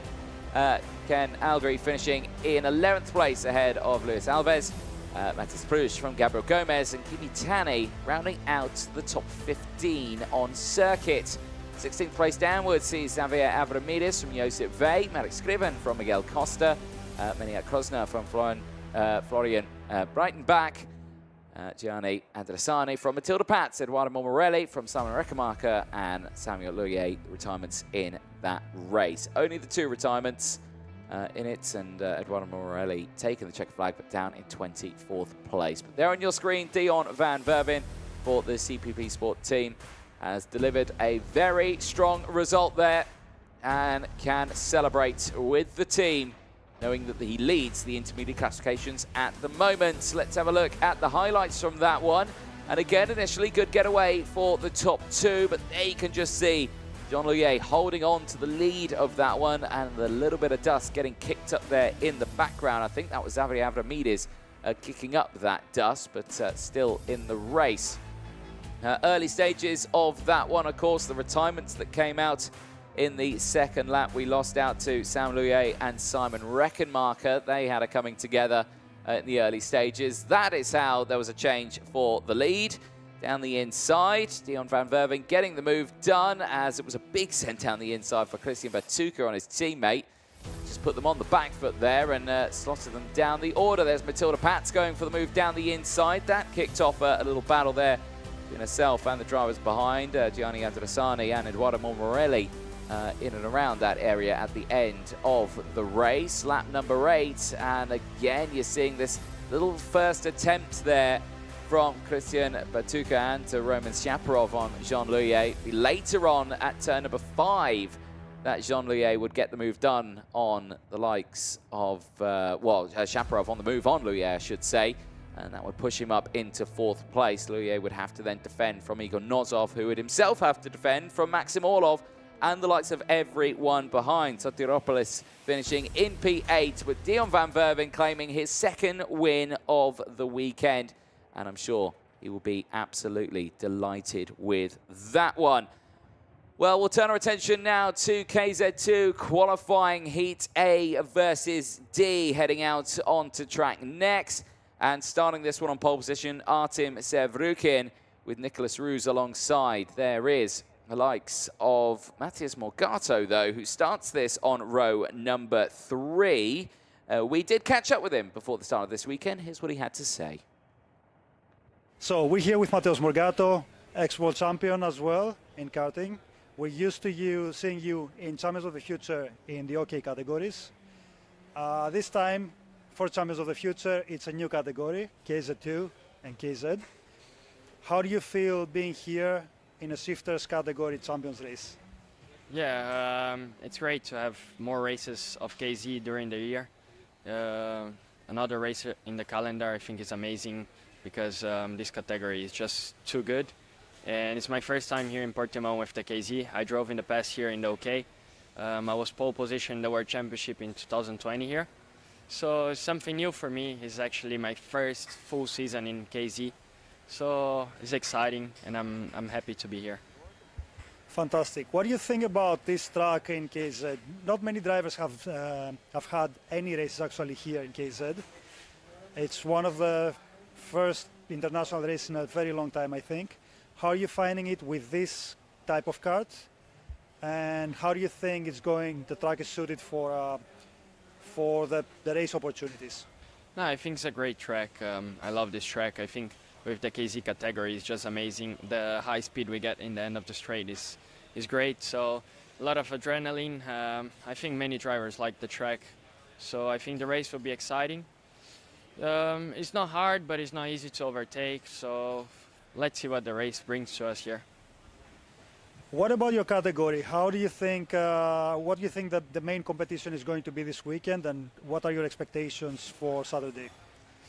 There's many good drivers in the category. It's very hard to be specific and say one driver or one team. I think everyone is fighting to be there at the top, so it's not easy, but we'll continue to do our best and work hard to be the ones on top there. Fantastic. Thank you very much. Thank you. Well, great to chat there to Matheus Morgato, who starts this one on the second row of the grid. And like you say, bang on there with the fact that the top speeds at this circuit are astronomical. Drivers reaching over 160 kilometers an hour into the braking zone at turn number 1. And in layman's terms, that converts to 100 miles an hour. And when you're 1 inch off the floor, that is an absolute rocket ship. There you can see on board with Artemi Trojanski, who starts this one on the third row of the grid. It'd be great to see what his view of the racing will be like. And the 5:01 starts it on the third row of that grid. Engines fire up then. Let's take you through the starting lineup as the field makes their way out onto the circuit. It is Artem Sevrukin starting this one on the front row of the grid. We'll have the close company of Nicholas Roux starting alongside. Then it's Matheus Morgato, who we just spoke to earlier on. He'll have Norton Andreasen starting alongside him as well. Artemi Trojanski and Eric Holm go from row 3. They'll have Simon Billman and Martti Rittinen on row 4. Juha Valtonen and Victor Larsson go from row 5. Tim Lakati and Kirill Kutskov round out row number 6. They'll have Karol Pieski and Maximilian Schleimer on row 7. Jakubas Bagdonovicius go from row 8. They'll have Enzo Boll for company alongside. Jan-Luca Wertmann and Eli Goldstein on row 9. They'll have Alfredino Ibiapina with Patrick Janssen on row 10. Francisco Paredes from Ecuador and Jose Antonio from Spain on row 11. Jens Rieu and Vladimir Verkalantsev go from row 12. They'll have Emmanuel Mai and Christian Elou on row 13. Ruben Kofer and Filippo Florentino round out the 28 kart grid in this one, and it looks like all drivers are out on the circuit, so it is a full 28 kart grid. There you can see the procedure that the drivers would go through, and there you can see the beautiful views that even the drivers have got off in the distance there of the hills in the background. It's a beautiful backdrop here in Portimão. It's such a beautiful part of the world in southern Portugal, and the views as well that you can see of the actual full international Portimão circuit across the way. And there is a look at some of the views there, and when you've got the clouds just looping over the hills there in the background, it is a superb view. And there's actually the main view of the grandstand on the international circuit there, where it's hosted multiple international events such as MotoGP and Formula 1 in the past. I'm sure many more in future years to come. Drivers getting themselves lined up on the front of the grid. Artem Sevrukin looking to see if he can claim his 3rd win of the weekend and take the lead of the intermediate classification points, or will Nicolas Roos have something to say about that? But Roos has struggled so far this weekend. He had mechanical problems earlier on that pushed him out of contention, but he needs to dig deep in this one. He's got Morgato and Adriansen on row number 2 as well. They're going to pile on that pressure as we are lined up ready at the back of the grid. Ruben Keffer and Filippo Fiorentino line up at the back of the field as we get that green flag. We get ready then to start the lights procedure here as the revs rise and we get ready to go racing before the lunch break. Lights come on, we get the 3 red lights, 4 red lights, lights go out, we are racing, it's a lightning start for Nicolas Roos, who instantly takes the lead ahead of Artem Sevrukin. On board there you can see Troitsky trying to get involved in this battle as he goes on board, but there's contact, 2 cuts off at turn number 2, and who went off the track there? Green flags are out after the incident, but it was 2 of the top runners. Was Morgato one of them? He might have been, I think it was Morgato, and was it Norton Andreasen? I think it was. They have tangled together, and the 2 drivers starting on row number 2 are out of this race in the early stages of it. Back on board with Artemi Troitsky, who sits currently still in that top running spot, just avoiding that incident and getting himself through. Eric Holm, I think, had an interesting start as well as Simon Billman, but I think they're all in the race. You can see Billman there in a strong position. He's gained a few spots in this race, but out of it, yeah, it's just a disaster. Matis Morgato and Norton Andreasen going no further in this race. It's Nicolas Roos then who leads the way after the mechanical gremlins earlier on. Leads it, and leads it by 0.6 of a second over the line at the end of the first lap. Sevrukin there in 2nd place. Eric Holm has got up into 3rd place ahead of Matti Rittanen. Simon Billman currently in P5 ahead of Tim Licati. Let's have a look at that start again. Initially, good getaway for all of the front runners on this one, but keep an eye on the 2nd row. The Birilat and the Paralin. This view here, you can just say, oh, big rear. Is that front lockup, actually? I think it was a big front lockup there for Morgato on the inside line, and unfortunately the 2 tangle. Andreasen turns in on a kart that's locking up, and that is the results. And that is a huge, huge shame then for those 2, both out of this race at the start. Roos's lead, though, isn't too comfortable, because it's coming down to just over half a second now between the 2 of them. Sevrukin is starting to close in right now as, I think, Troitsky has done some adjusting of his radiator here as he runs a little bit wide there, and the entrance through goes the energy course there. At the moment, was it an energy course suit? I don't think it was an energy course kart because I can't see one that's coming through, but there you can see, losing out a little bit there is the likes of Troitsky. I think Bogdanovic has got through, Enzo Boll as well. I think getting through, because unfortunately he's tumbled down to 16th place, unfortunately for him. Not the start he will have wanted. Eric Holm, comfortably in 3rd place right now, is waiting, I think, for the battle ahead to close in. Wow, my goodness, I think maybe that is the reason why the camera was pointing upwards there for Troitsky. This is why they went backwards, involved with another kart there, going a little bit wide in the opening stages of that race. This is Simon Billman currently running quite well, the driver from Sweden. This is his best start to a race, I think, up into P5. He's had a good getaway, though, but he's under pressure, and I think he's under a little bit too much pressure because Tim Licati's just got through. And now Valtonen just behind, trying to close in on this one. Of course, Simon Billman on the only Synergy chassis here this weekend. But he is running very well at the moment for the KH Racing team this weekend. That 4, Licati now through, trying to close in on Matti Rittanen just ahead, but we'll keep an eye on the Door Motorsport kart just behind the Synergy now. And Johan Valtonen trying to find a way through. We have seen good results from Valtonen. See if he can keep up that momentum over the course of this one. He does need to be careful, though, because he has got the likes of Maximilian Schleimer just behind, waiting to capitalise on a move. Good look down the inside there in towards turn 2. Not close enough this time around. Maybe into the hairpin of turn 5. No, again, thinks against it, stays behind. Artem Sevrukin, fastest lap of the race. That gap's closed down to less than 0.3 of a second now. The top 2 are line astern, and is Nicolas Roos looking to be in trouble here. The race leader, who has not won a race yet this weekend, has actually had a pretty torrid weekend at the moment. Could be on the back foot here. Even with a second place, Sevrukin would lead the intermediate classifications. He would be joint with 144 points with Dion van Verven, but because obviously Sevrukin was outright pole, he out-qualified Dion van Verven by quite some way. He is still leading the points at the moment, even though they are joint. Now the gap was down to 0.2 of a second between those two. It's gone up a bit, so again, it's fluctuated. We'll keep an eye on that battle, as again, Billman holding on to Valtonen. Maximilian Schleimer, though, has closed in. So the Maranello driver wanting to have a go here.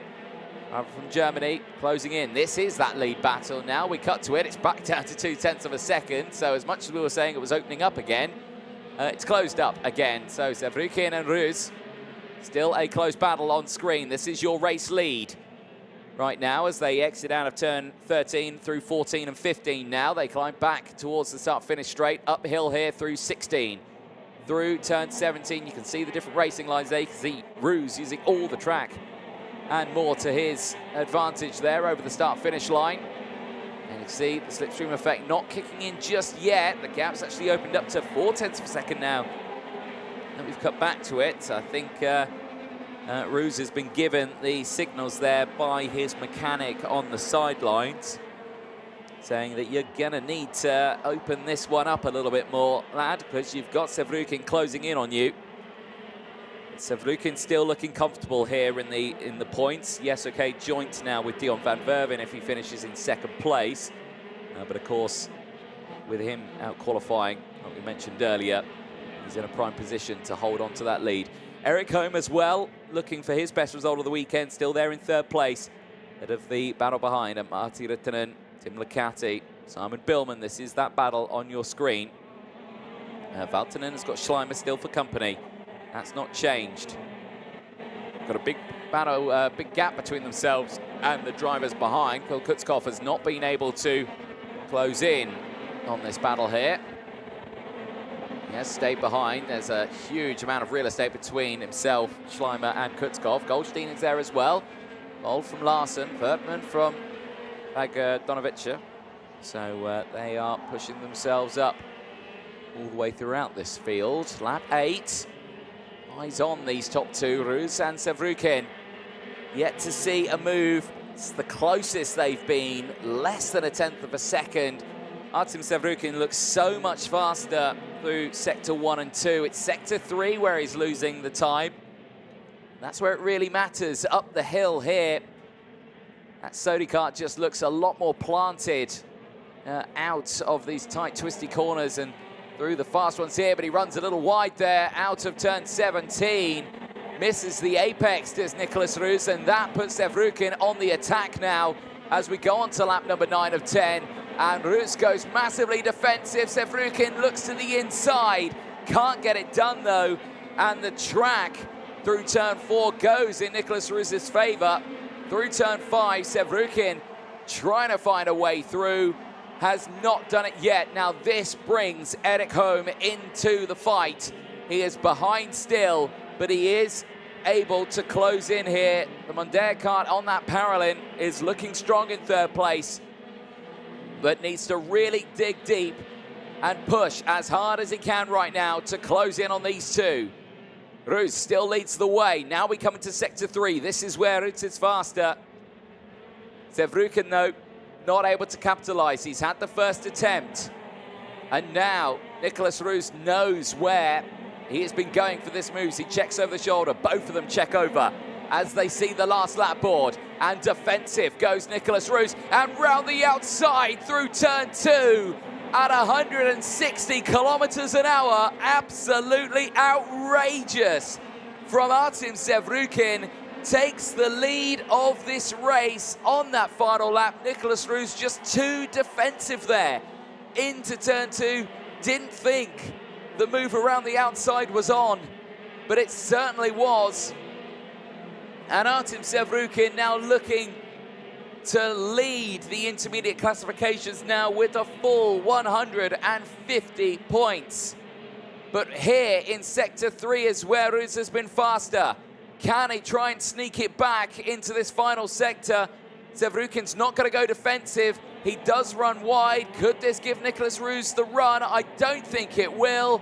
Artem Sevrukin takes his 3rd win of the weekend, claims maximum intermediate classification points, and has looked absolutely rapid all weekend long. Artem Sevrukin leads the intermediate classification. A beautiful move on the outside there through turn 2 on Nicholas Roos. Roos was so close to claiming his first win there. Just that fraction too defensive into turn 2 just put him on the back foot. And I'm sure Nicholas Roos will learn from that later on in this weekend. Eric Holm then claims a 3rd place finish. I believe his best result of the weekend so far, ahead of Matti Rittanen. Tim Licati from Simon Billman finishing in P6. Maximilian Schleimer finishing ahead of Juha Valtonen. Will Kutskov ahead of Eli Goldstein. Enzo Bull from Victor Larsen. Jan-Luca Wertmann from Jakubus Bogdanovicius finishing in 14th place, and Karol Pasovic rounding out the top 15. There's a look at the full results there, the top 15 on your screen, separated by 9.3 seconds there, but look how close it was between Sevrukin and Roos. 1/10 of a second, less than 2/10 between those top two. Absolutely superb. 16th place downward then sees Patrick Janssen and Jens Ryer. Artemi Troitsky, who started much further up in the field, unfortunately dropping down. Just ahead, though, of his teammate Vladimir Verkalantsev. Emmanuel Mai from Jose Antonio finishing just further behind in the field. Alfredo Ibiapina from Francisco Paredes. Filippo Florentino and Christian Erlu. And Ruben Cafre rounding out the 26 finishers. And unfortunately, the only 2 retirements happened right at the start of that race. Matthias Morgato and Norton Andreasen, unfortunately, out of this race. There is Artem Sevrukin, though, on your screen. 3 race wins out of 3 and claims 150 intermediate classification points. Looks mighty comfortable here, but the start of the race didn't go his way. Nearly lost out on 2nd place as well. Norton Andreasen nearly claiming 2nd place. This onboard view here from Troitsky, seeing, though, that 2nd row of Morgato and Norton Andreasen out of the race. A big lock-up there for Morgato, and both of them going straight off the circuit there at turn number 2. A very risky one, a very fast part of the circuit as well. A real action throughout that race until on lap 9. This was the first attempt from Artem Sevrukin to go for the lead. Then this one here on the last lap, round the outside through turn number 2. Absolutely superb kart control there from Artem Sevrukin. Nicholas Roos fractionally too hard on the defense there, puts himself on the back foot, drops to 2nd place, but still a very strong race. Right, it is the lunch break now. We're going to be taking a short break, but do not go anywhere. KZ will be out next on track, take it to track at 10 to 3 local time for their qualifying heat 3. Then we go into the second, another rotation of KZ2 before the KZ2 Masters 3rd heat later on today. And we end the day with 3 more KZ2 races. That'll be due to start the last race at 5:10. So in an hour's time, we will be back for KZ here in the Cartódromo Internacional do Algarve in Portugal for the Champions of the Futures Shifters here in Portimão. We'll see you in around 52 minutes' time. Don't go anywhere. If you're watching on YouTube, your stream ends. But don't worry, you'll see a second one. If you're watching on Facebook or on motorsport.tv, your broadcast is uninterrupted. We'll see you in those 52 minutes.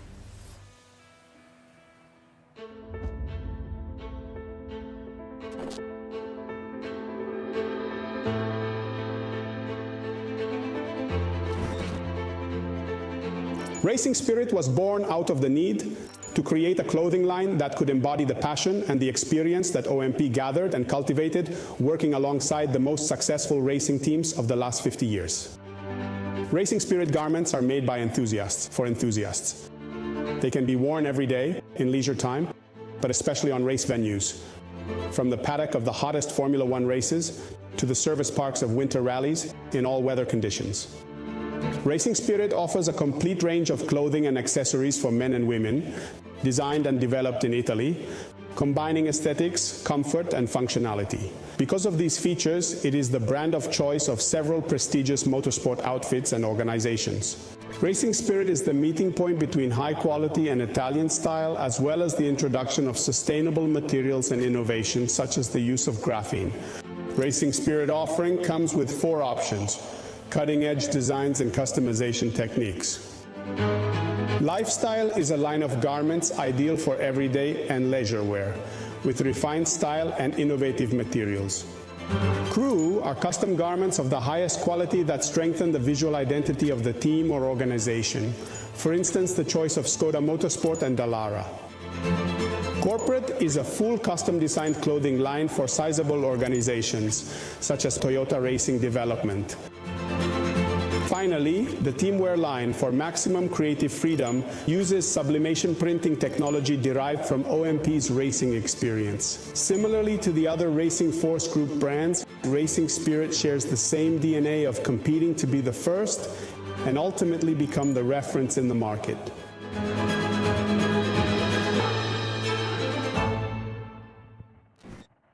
MVA is a multi-award-winning online school for pupils aged 10 to 18. We offer a flexible, personalized schedule, allowing students to learn on their own terms from anywhere in the world. A dynamic weekly timetable includes assemblies, e-learning, live lessons, one-to-one mentoring, and after-school clubs. Our high-performance club is specifically designed to support elite athletes. Specially trained mentors give weekly one-to-one sessions and report on academic progress and well-being. With over 300 pupils from 30 countries worldwide, MVA has redefined what's possible with 21st century learning, making it the perfect solution for balancing training and competition schedules with a world-class education.